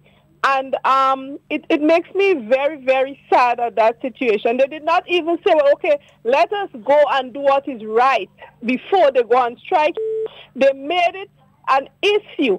And, so much people coming down on the government. They do what they had to do. They didn't put anything in plan for the people they call out on strike. And now, everybody's on the government, and the government did their hand in people's salary. But where is the strike fund? Why aren't the people asking the union, where is the fund that is supposed to have there in place for such an event? If you ask me to come out and to leave my job and come out and walk with you, because when I go on the street, it's you I'm working with, where am I getting my salary, the rest of my salary from for the days that I did not work with the person that is paying me? Where am I getting them? And, and people are up on the government back, and then the financial institution has to get involved. And I hear people talking about GoFundMe. Let them have a GoFundMe event for these people and them. And, why aren't people calling out the unions? Because they are at fault. Why aren't they calling out the unions on these things? Anyway, Sheldon, you all have a great day. All right, and have a wonderful weekend. All right. Thank you. Take care. Well, that's it. The thing is this, people are hearing what they want to hear. Convenient. Yeah, there's some sort of convenient hearing going on right now. Some are convenient seeing. So people are hearing and seeing what they want to see and hear. So people who are teachers, who may even have been supporters of the New National Party, or who are still supporters of the New National Party, they are seeing an opportunity for them to have more disposable income as they see it in a one go when they retire. Well, at least those that understand what is taking place, because some don't understand. Yes, some of the teachers overall do not understand up to this day. Some understood later on, and some still don't understand. But there are those who see it as an opportunity now that, look, I could retire and I could get a 70-something or $100,000. And that's what they're seeing. And they're saying, well, I want that. Yeah, and nobody could fault them for wanting that. No. Nobody, because if I was them, I'd have wanted to. Nobody can fault them. But you know, they still wouldn't hear that we just said that. They would only hear what we say afterwards. But it's based on the country's ability to pay it and sustain it. That's what it's based on. The country's ability to pay it and sustain it. As I said, 56 people cost 7.7 million. How much do you think 2,000 is going to cost? And that's what we're talking about immediate, because what we're talking about there is the retroactive to those people who left the service between December 31st, 2018 and the 22nd of February, 1985. So how do you address those individuals now? How do you address those people who and not just them, but those to come? I mean, you can look at it at a ballpark figure. It will cost the government, as it is right now, based on the demands, in excess of over $100 and something million within a space of a couple of years. Right? It's going to be a difficult one. It's not that, something that government has that money put down there or just pull it up. I mean, think about it. Government, in my view, they could pay, but when they pay, is the repercussions that the entire nation will be put into. The entire structural adjustment program and so would have been in vain, right? All the gains that we'd have made will reverse. Do we want that? Do we want to see a lot of our social programs to help the vulnerable people being cut? Do we want the help that our students are getting right now to further their education? Do we want to see that limit? Do we?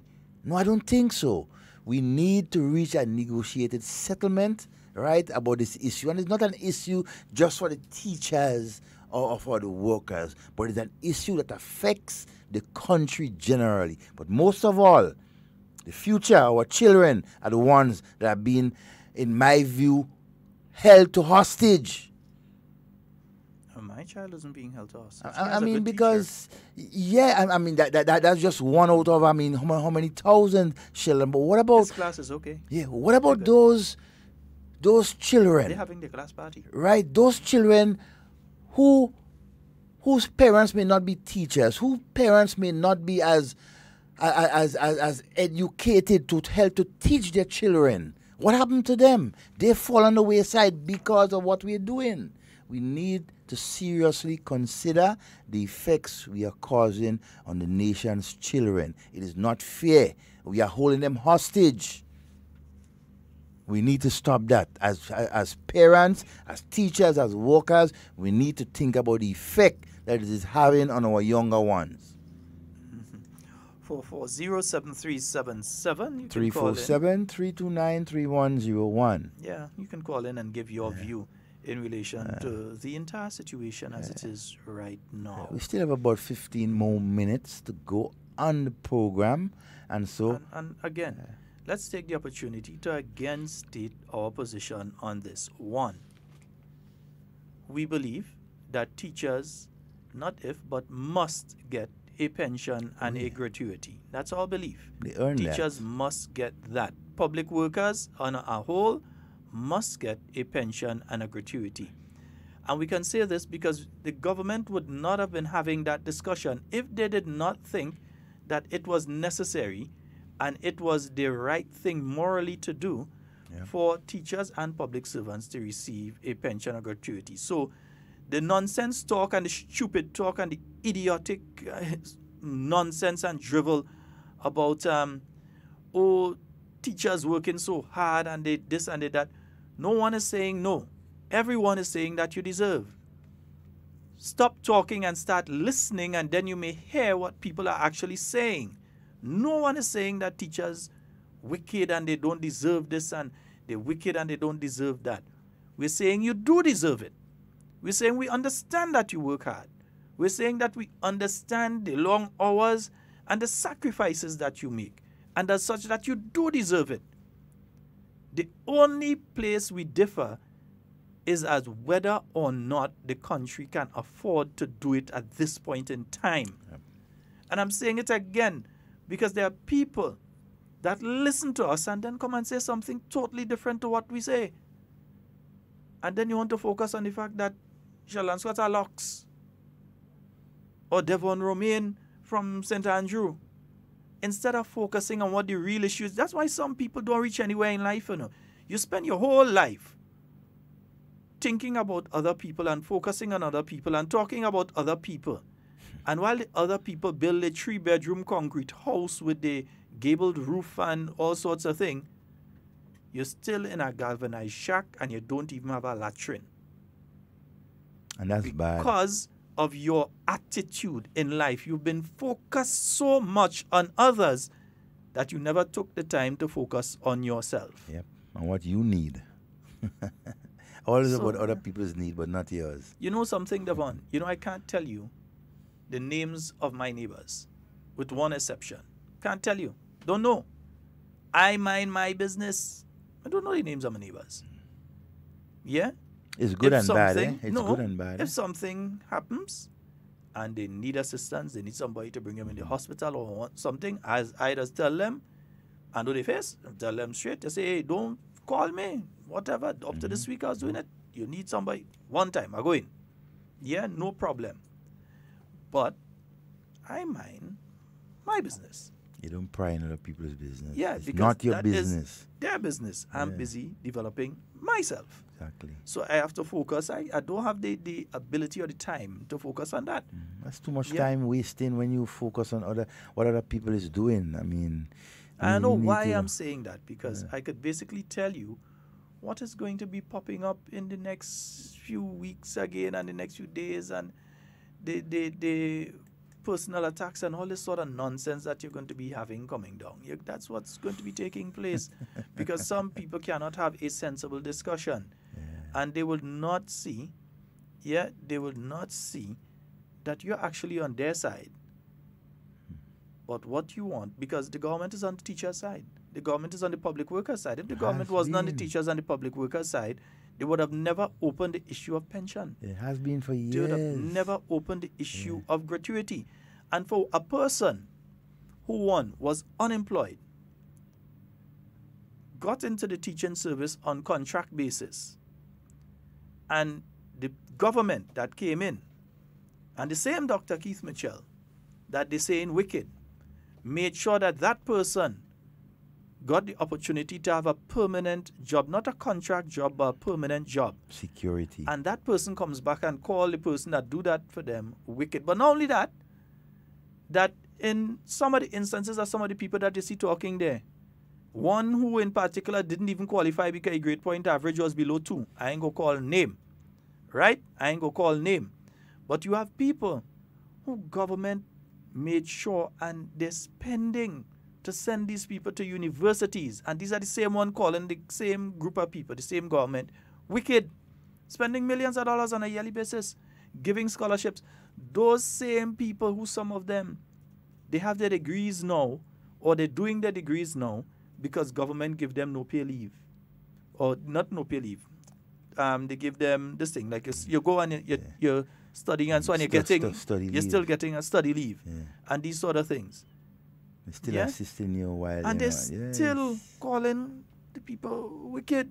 I don't know, just it's a lot. Amazing. Yeah, it's amazing that how we think. But then again, Sheldon, look at this whole scenario.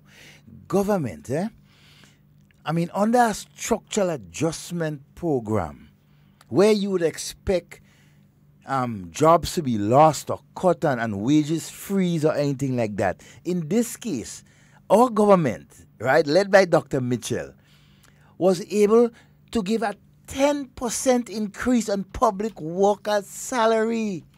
10%, all of that under a structural adjustment program, right?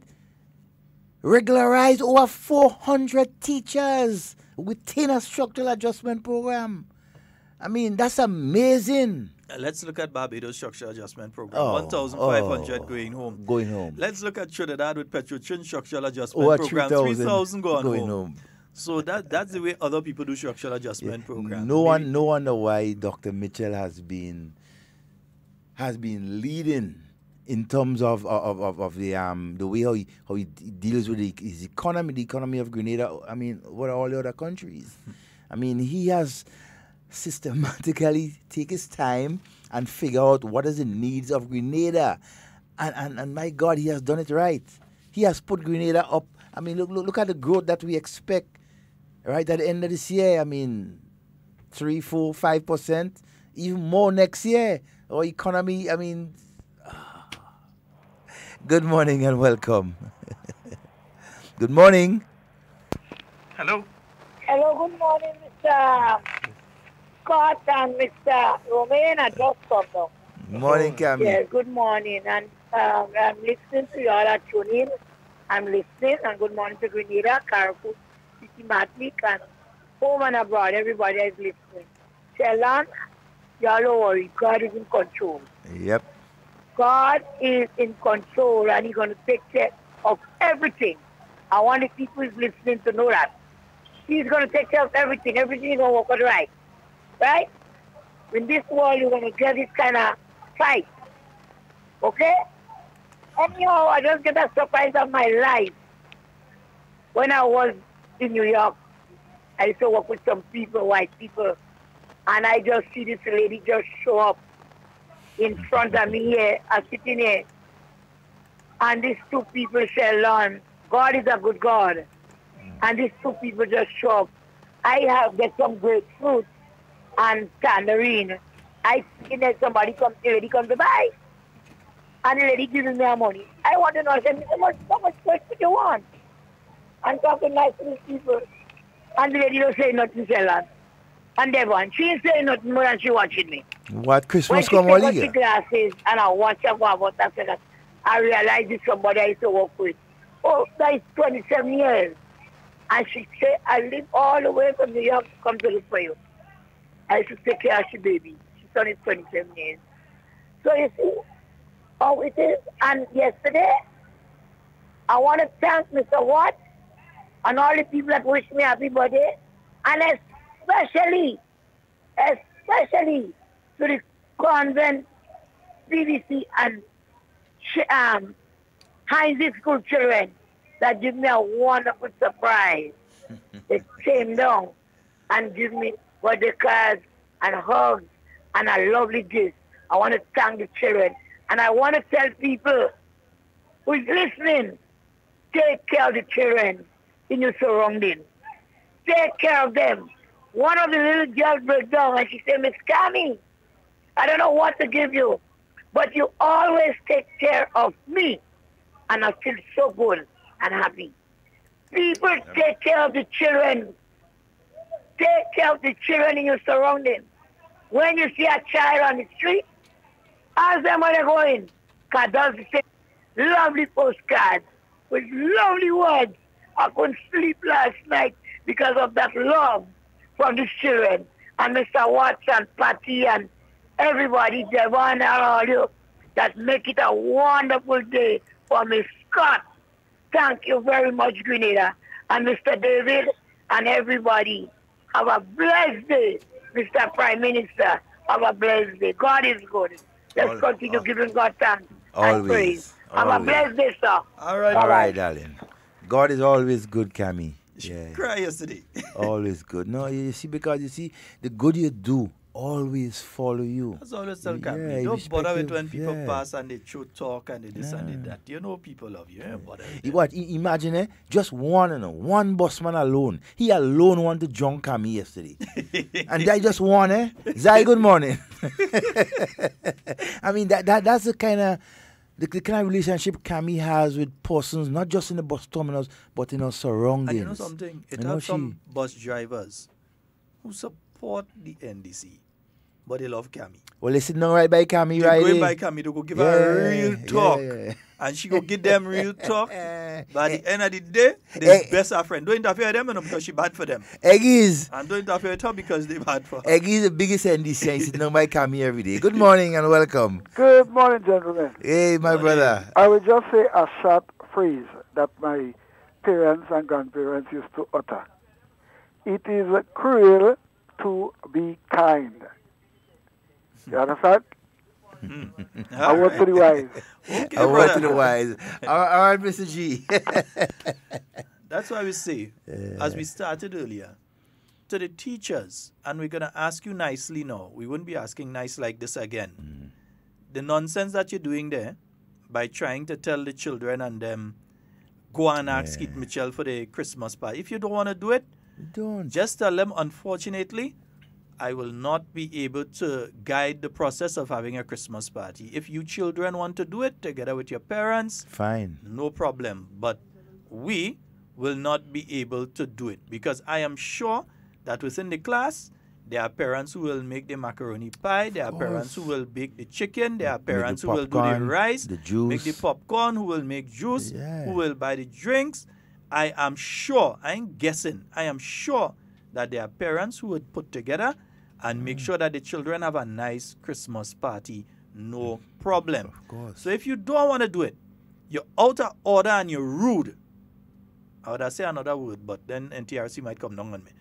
You're rude to be watching people, children, and tell them, go and ask Keith Mitchell for the Christmas party. You're out of order. Why get the children into this sort of foolishness? You're out of order. As a caller said earlier, and I always say it, you know why the Americans lost the Vietnam War? They lost the Vietnam War because they lost the Vietnamese population. That's why they lost the Vietnam War. Yeah? Not because they didn't have better weaponry, because they had better weaponry. But they lost the Vietnamese population when they had different atrocities taking place, even in areas that they were in control of. Saigon. Right? And things started to happen to people. They turned people who otherwise would have been supportive of them against them. You know what ended up happening? They lost the war. They had to pull out. Yeah? They say that the only war America ever lost. They say that the only one they ever lost. Yeah, whatever. So they lost that one. Yeah? So it is because they turned the population against them. And I'm saying this because it's something for the national good.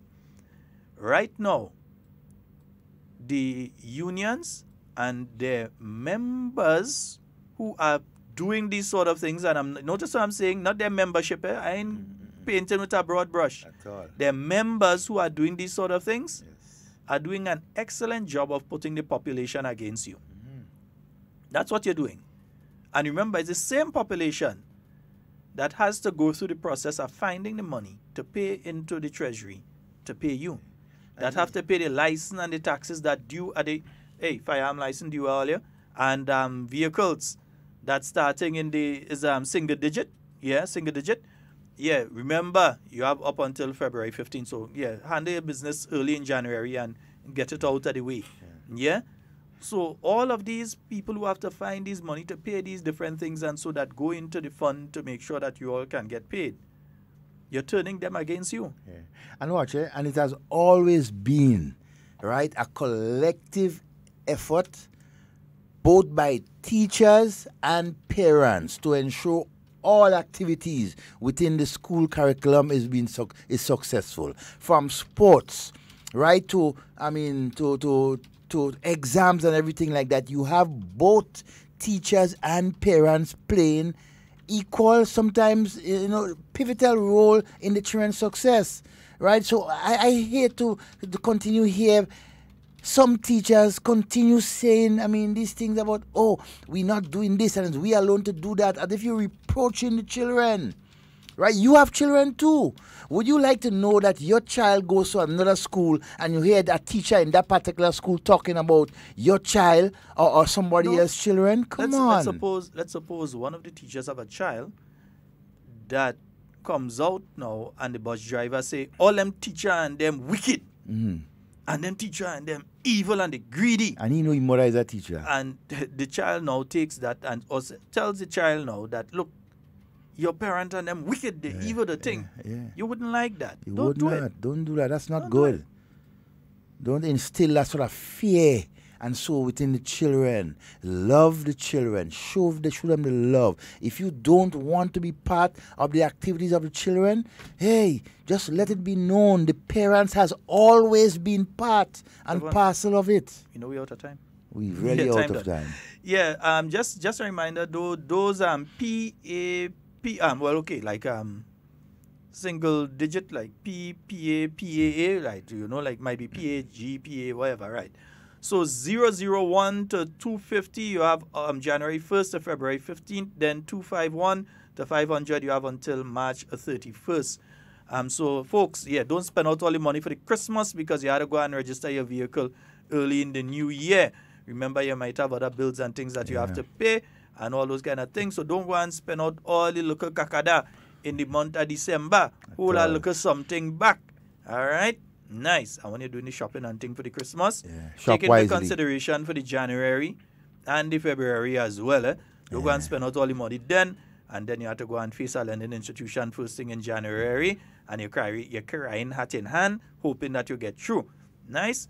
Do what you have to do. Devon, that's all the time we have for today. And this week, we'll be back next week. We'll be discussing the budget. Hopefully. We will be discussing the budget. Spending a lot of time within the budget. For next week.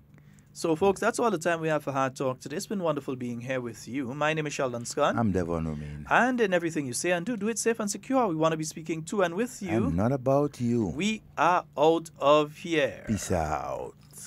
Putting the lens on Grenada, its people, and its possibilities. This is State of Affairs.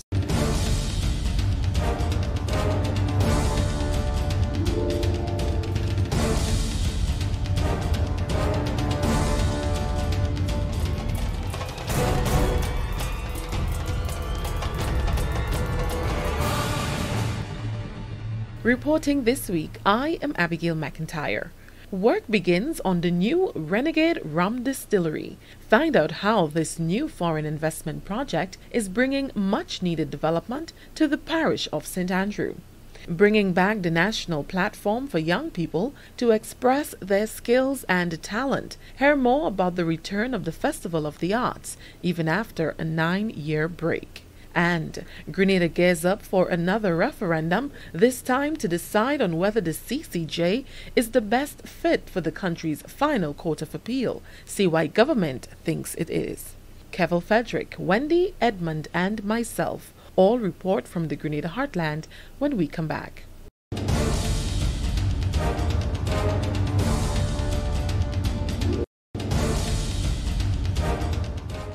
Yeah, I know you that win from back to back, you know. There's no way that a man can ever beat you. We went to about 5 What are the last? See the boss. Again on it. Too fast. Man run. That is not for you. Yo, brother man.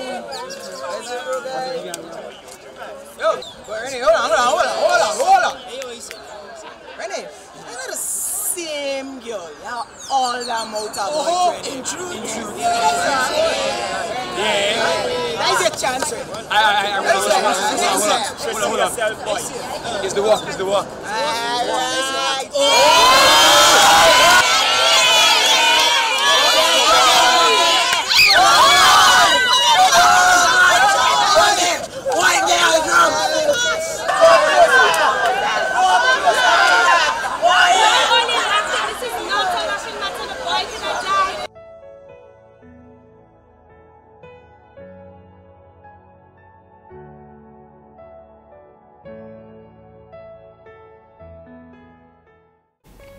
Whenever a pedestrian is attempting to cross a pedestrian crossing or any other road, he must first stop and make sure that there is no oncoming vehicle. However, if there is any oncoming vehicle, he crosses briskly from one side to the other. If there is any vehicle proceeding, he ensures that vehicles come to a complete stop. After that vehicle comes to a complete stop, he crosses briskly from one side to the other. Remember, your safety comes first.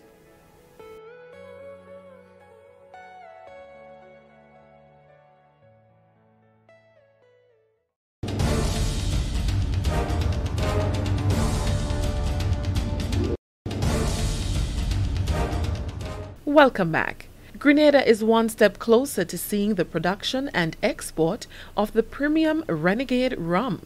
Construction work has begun at the site for the new distillery in Conference St. Andrew, and the company is moving full force ahead to meet a deadline of July 2019.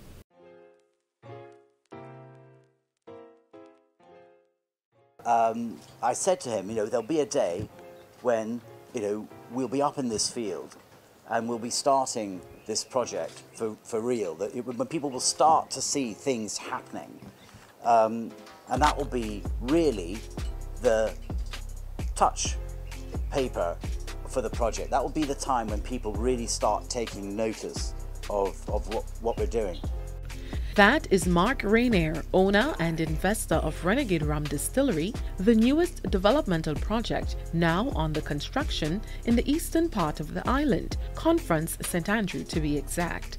He was speaking at the sword-turning ceremony of the distillery back in July of 2018. Today, State of Affairs visited the site to see exactly what has been done since, and the view is monumental.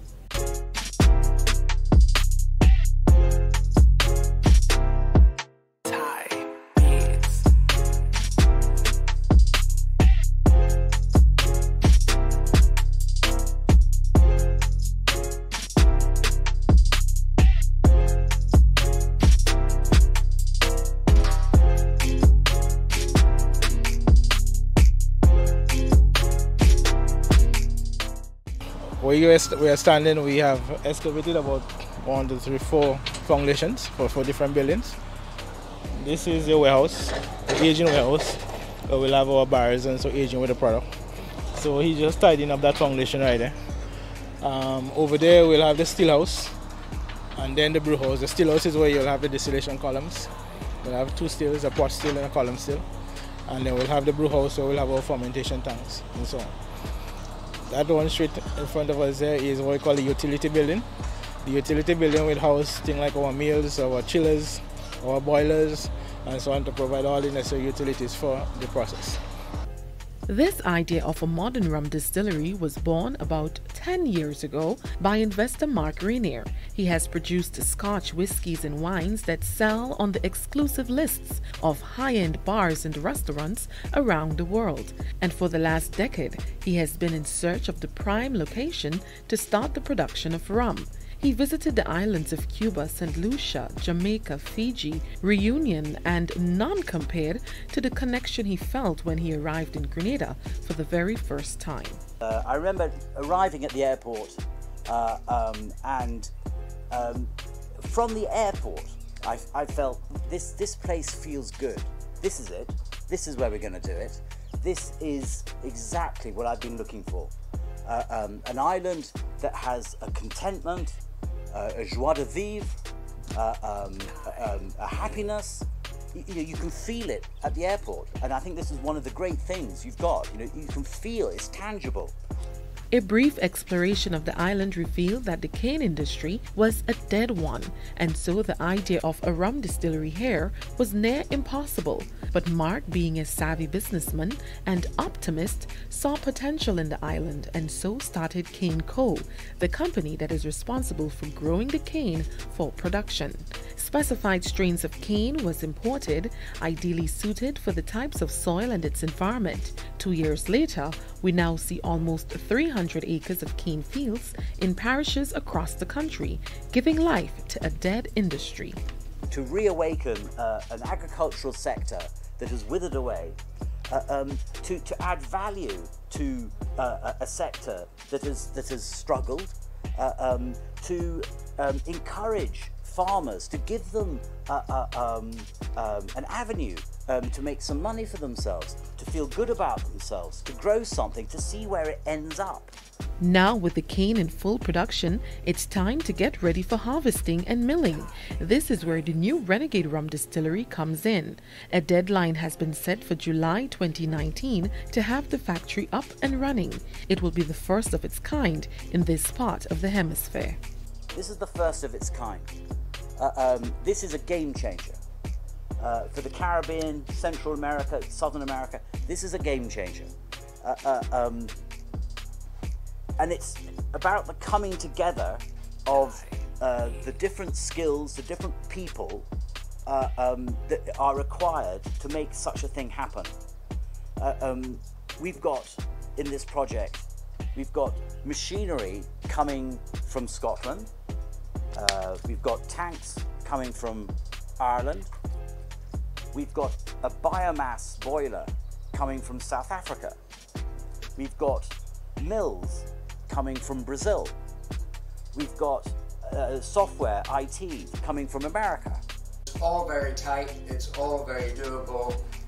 Eric and I are working assiduously towards it. We have Devon Day, our head distiller, who's a Grenadian, which he's going to assume his duties as head distiller, but for now he's filling in other renegade roles, thanks to Devon.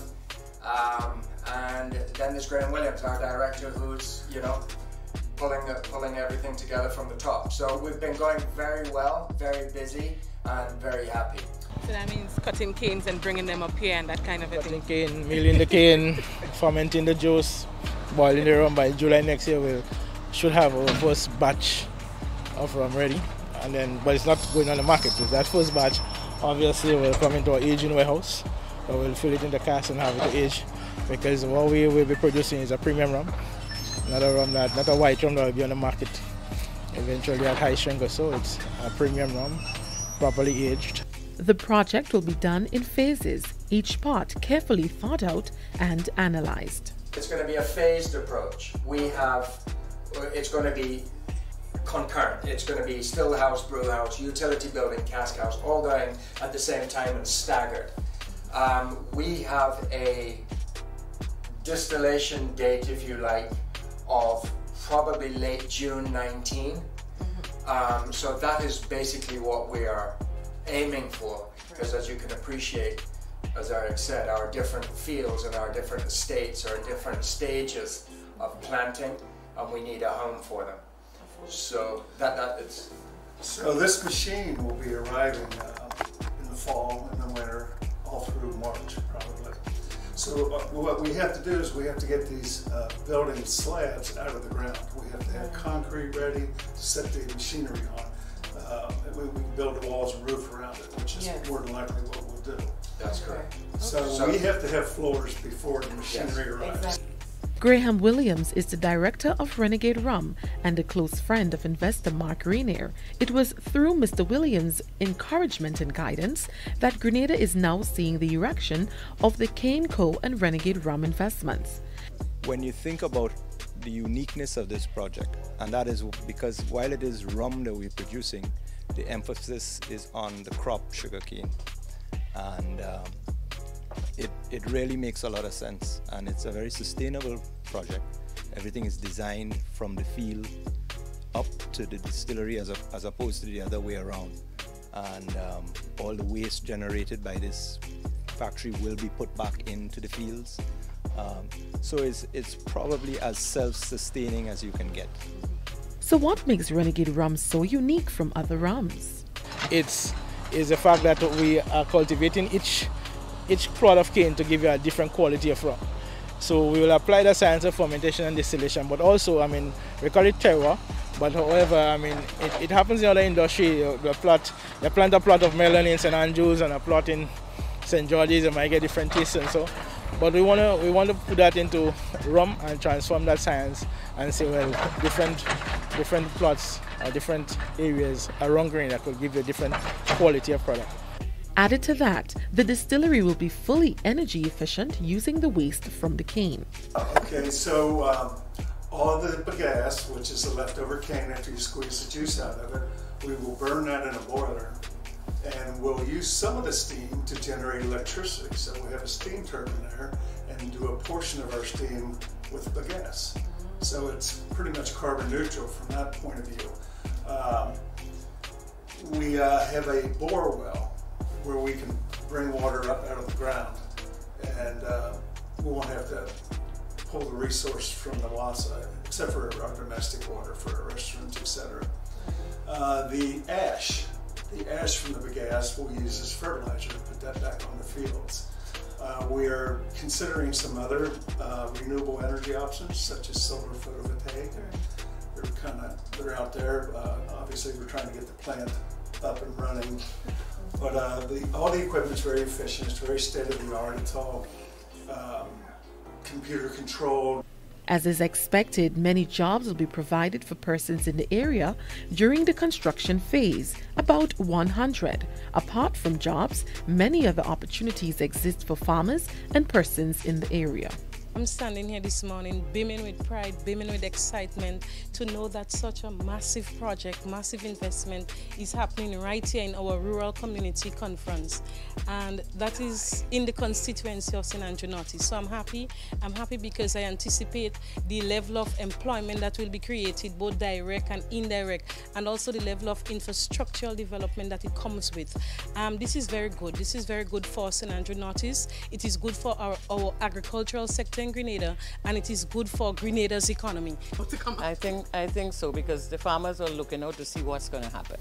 They thought it was just another old talk. That's what they were saying to me. But I said to them, let's see what's going to unfold, and I think they're happy now, know that they've seen all this development taking place, all the different areas where the cane was planted and so forth. They see that kind of development, so they feel very confident.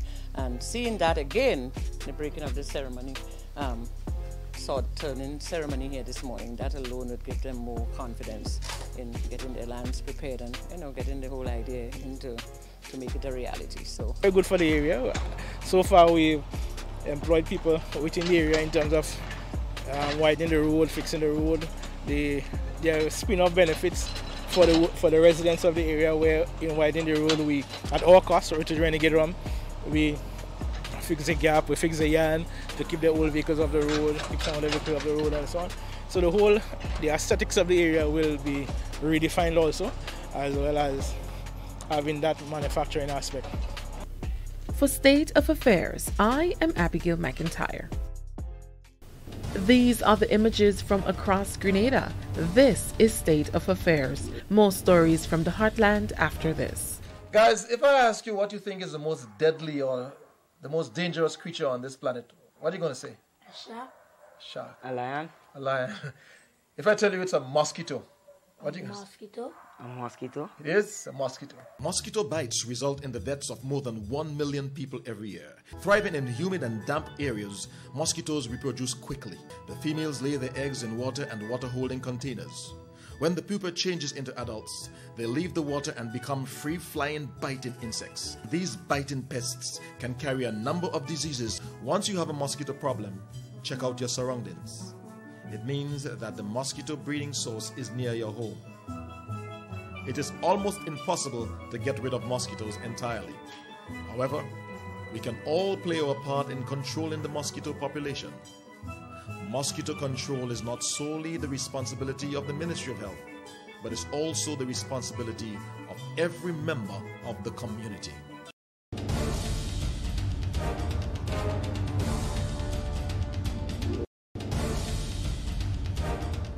After being dormant for 9 years, the Ministry of Culture and the Arts is getting ready to stage the National Festival of the Arts event. This festival was a staple on the school calendar that brewed some of the island's most talented and creative young men and women. Kevin Frederick has more.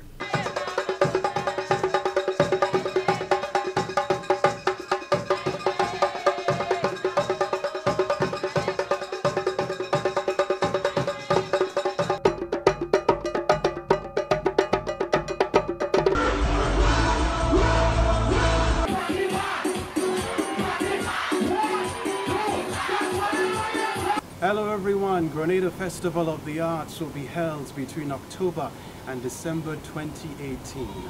I'm Kenroy Batiste, a former participant of Grenada Festival of the Arts. Today I fully endorse the festival. My name is Tamara Songbird St. Bernard, former participant in the musical aspect of the Festival of the Arts. Today I want to fully endorse the Festival of the Arts because it has helped with molding me into becoming the vibrant, driven, enthusiastic person that I am today. I want to tell you guys to fully come out in your numbers and participate in this year's Festival of the Arts. After a 9-year absence from the mainstream cultural calendar, the once popular Festival of the Arts is returning to center stage with an added feature in 2018. It's the aim of the Keith Mitchell administration to engage the nation's youth on all platforms to harness their skills, talent and creativity. One such way of doing that is through the Festival of the Arts program, explained Chief Cultural Officer Mrs. Susan Jones-Benjamin. It's in different disciplines. So if you're strong in dance, there's a platform there for you.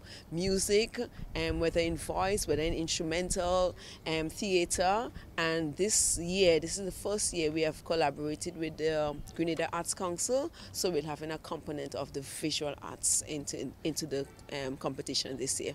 The festival will span a period of 3 months to accommodate the prelims, semis and finals.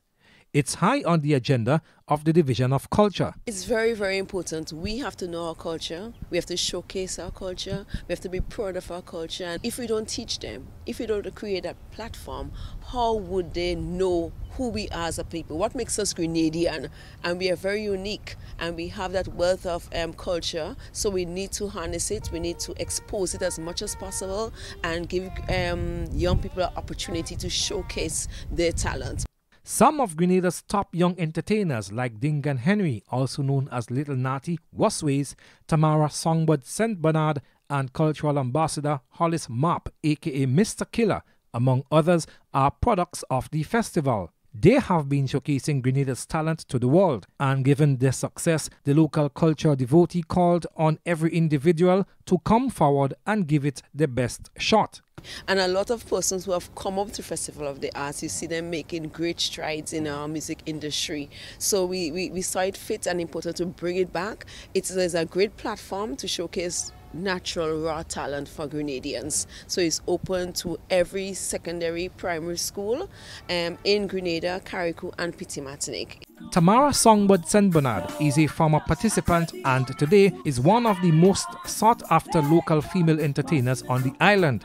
She shared her experience with State of Affairs. Festival of the Arts, when I took part, I was probably like 7, 8. And my mom always used to say when I was little, I would take the remote, cut off the television and stand in front and sing. And I was probably around 5, 6, you know. So I've been in this industry for about 24 years, just in the love of music. And publicly, I've been in it almost 10, 12 years now. In April of this year, Tamara was featured at the annual Pure Grenada Music Festival, where she rocked the stage, leaving hundreds of Grenadian, Caribbean and international music lovers asking for more. Tell the DJ to play on, play on. And there's every day that don't have talent. There's songs for all of this talking on the left wherever you. The festival is known to have fashioned the minds and careers of many participants like journalist Kenroy Batiste and female attorney at law Senator Katisha Williams. They too are flag bearers of the local arts festival. Hello, I am Katisha Williams, member of the Senate, attorney at law, and past participant in the Grenada Festival of the Arts in the areas of poetry, dance, and public speaking, among others. The festival was a highlight of my school experience and has contributed to the person I am today. I encourage everyone to participate in this year's festival. The knowledge and skills you will acquire as a result will prove invaluable to your personal development. So embrace the arts. There's no telling how far you will go. Today I fully endorse the festival because the experience I gained from my participation in it has helped to mold me into the individual I am today. Be your best self and light up the world. The Festival of the Arts was launched recently, where plans for the event was laid out and a special call was made to young persons to participate by Minister for Youth, Sports, Culture and the Arts, Senator Nolan Cox. The value and benefits to be derived from participation in this important festival can be tremendous. It is in this vein that I am advocating vigorously for every Grenadian to participate in Festival of the Arts. It's an opportunity for every Grenadian to display your talent. If you can sing, if you can dance, if you can act or paint, then the Grenada Festival of the Arts is for you. Cox is a native of the Sister Isles, where big drum dancing, Shakespeare's Mass, Parang and Maroon remains richly engraved in the island's cultural heritage. Understanding the need to encourage continuity and development of participants emerging from the festival, he says his ministry is working towards a sustainable path. As regards to that continuity from what product that may derive from the Festival of the Arts, we have been having some discussions with associations, and we believe that they have a critical role in filling that void. Just recently, the soca artists came together and formed their own association. I recently had a meeting with them, and we have planned to have more discussions. And that is the area in which we are hoping that they can assist the ministry in terms of filling that gap. So whatever programs we may have, once those talents are spotted, those associations, they will normally have events. And so we are hoping that they can use that avenue to give those persons an opportunity exposed to the public. Festivals like these are also known for the display of some mind-blowing and creative ideas, and oftentimes participants go the distance to create that lasting experience. However, when asked about facilitating opportunities through concessions on products to boost the overall impact of the festival, the cultural minister replied, I do not foresee any issue in that regard. Once the request is justifiable and is within the confines of the competition, I do not see a problem at all. This year's festival is open to all individuals, and as a means of attracting more participants, organizers have agreed to waive the registration fee. This year, because we are reintroducing it, there will be no costs to registration. We have not divided the primary schools, because before we used to say 3 to 5 do some things, but we have said, okay, the primary school, come with your best, because a lot of things are going through the schools now, and we know teachers are very bogged down with a lot of things that they have to cover. But we are reminding them that the Festival of the Arts is another discipline that is very important to the individual character and self-building and self-esteem and all the soft skills that is lacking in the employment field now. The Arts Festival will carry you through in your adult life. Now, whereas the festival aims to enhance and showcase local talent and our Grenadian culture, officials say participants would be recognized for their efforts. We have prizes, we have trophies, where everyone will get participation with a certificate, but if you gain a higher mark, you'll get a certificate of merit and excellence, and then we have trophies for the different divisions. The festival would climax in grand style on December 6th with the much anticipated Winners in Concert, followed by a prize giving and award ceremony at the main stage at the Grenada Trade Center in Grandance. For State of Affairs, I am Kevin Frederick. This is the Grenadian reality. This is our current.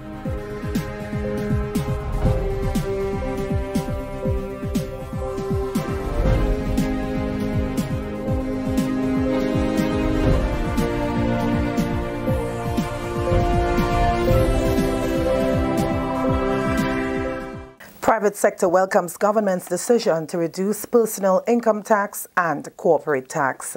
Details to this story and more coming up in the National Report.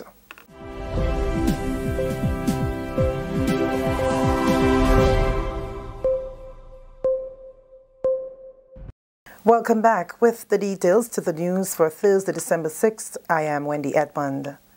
Private sector representative in the Senate, Christopher Diali, says they welcome government's decision to reduce personal income tax and corporate tax. During his presentation of the 2019 estimates on November 21st, Prime Minister and Minister for Finance, Dr. the Right Honorable Keith Mitchell, announced that at the start of the tax period in 2019, personal income tax will be reduced to 28% for income in excess of $5,000 per month, and corporate tax will also be reduced to 28%. The 2 percentage point reduction was one of the subjects addressed by Senator Diali during Thursday's meeting of the Upper House.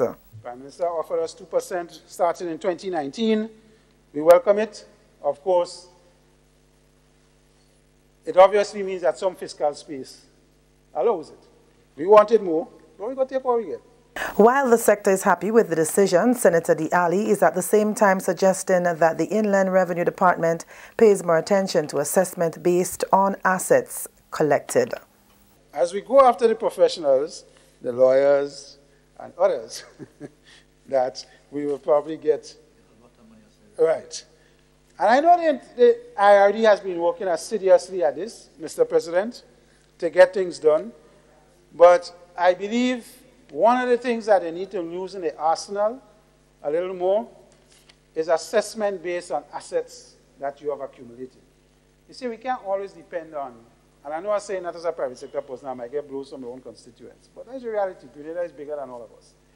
The reality is that I, as a lawyer, a doctor, send you a statement to the non-revenue department that says my income for the year is $1 million, but yet still have assets of $5 million. Let's reconcile that. And let's see how I have paid my fair share or not. And that is all I'm saying. We need to use a little more of what we have in our arsenal to address that problem. Minister with responsibility for disaster management and information, Senator Honorable Dr. Winston Garway says a work to rule implemented by the Grenada Union of Teachers effective December 3rd is in effect a declaration of war by the President against the nation's students. The GUT is one of the unions at loggerheads with the Pension Engagement Committee over advanced payment of pension or gratuity. Making his contribution to the 2019 budget on Wednesday, Senator Garway said it is disturbing that the union will involve students in the fight. He has declared war. And all that the member there read a while ago, Mr. Deputy President, is an indication that you have lost a battle with your adults. And now, the smallest pawn in the fray, you're going to go after them. How? It's painful, very painful, that you would decide that the easiest target you will go after our children, our defenseless children who cannot stand up to you. Fight it out with the Pension Engagement Committee and the government.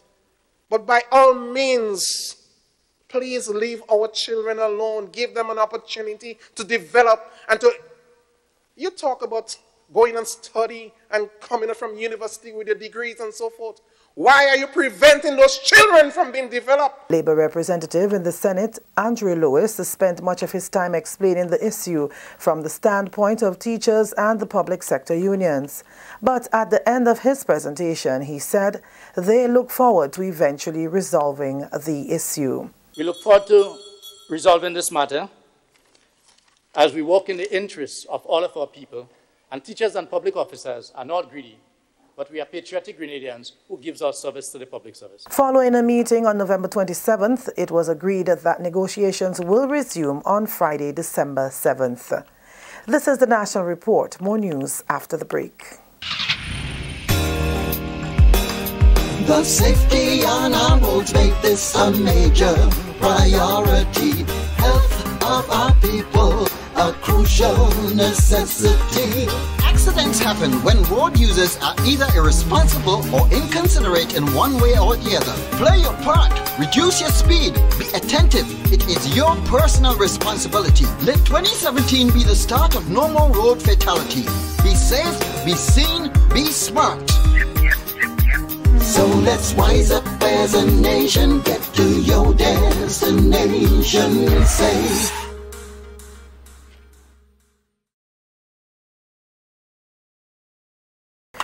Welcome back. The Upper House of Parliament has passed the Road Traffic Amendment Bill.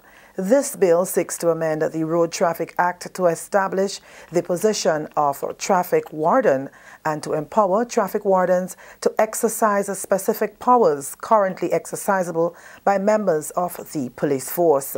The bill also makes provision for improvement of the provisions relating to the Grenada Transport Board. It was brought before the House by Government Senator the Honourable Nolan Cox on Thursday. Clause 10.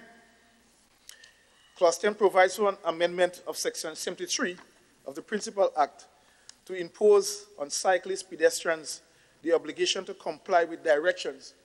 Also, this is saying that if for some reason you have an accident in a particular area, traffic wardens do have the power to detour the traffic in order to ensure that the traffic moves properly. So a number of powers have been given to our traffic wardens, and that, in essence, will alleviate some of the challenges that our police officers have to do every day. Bear in mind that they do an excellent job. And finally in the news, the Honourable Senator Norland Cox sought to bring some clarity to the relocation of the Hillsborough Port facility following negative perception in some circles. He told the meeting of the Upper House during his contribution to the 2019 budget that 80% of marine activity was already ongoing in the Tyrrell Bay Port before the commissioning of the new facility in Harveyvale. He pleaded for people to understand the negative effects the deteriorating Hillsborough jetty could have on port operations. Mr. President, again, we have to look at it in the context of what is taking place, where we are, and if we want to take advantage of opportunities for development, we must take decisions. Mr. President, the Hillsborough jetty, I think, is probably about 20 years old. The jetty is significantly dilapidated. Based on assessment, what it would cost to construct, to rebuild the jetty, is what it will cost to demolish it.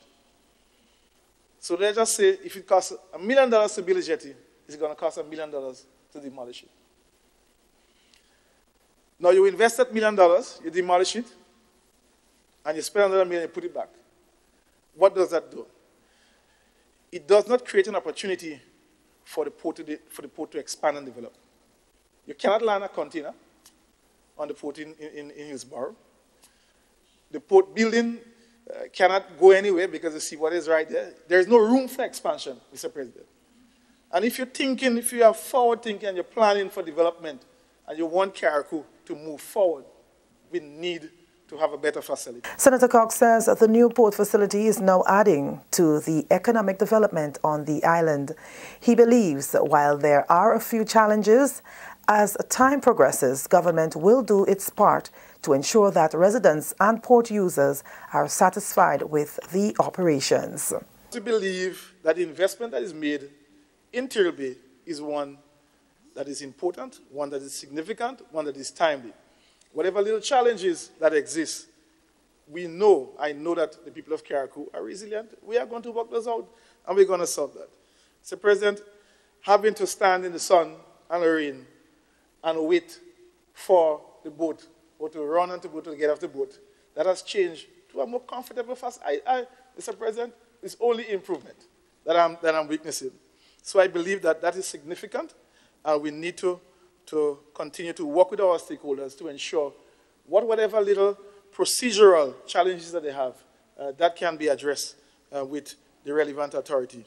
And that's it for the National Report for today, December 6th, 2018. On behalf of all of us in the newsroom, I am Wendy Edmond, thanking you for viewing.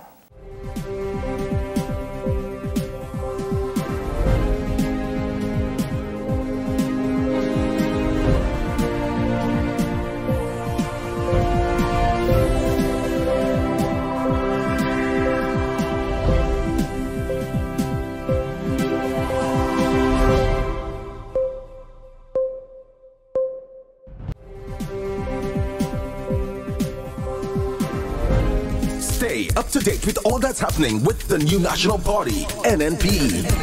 Send us a message via text or WhatsApp on 405-8683 with your name, email, and constituency. Stay in the know with NNP. Get updated.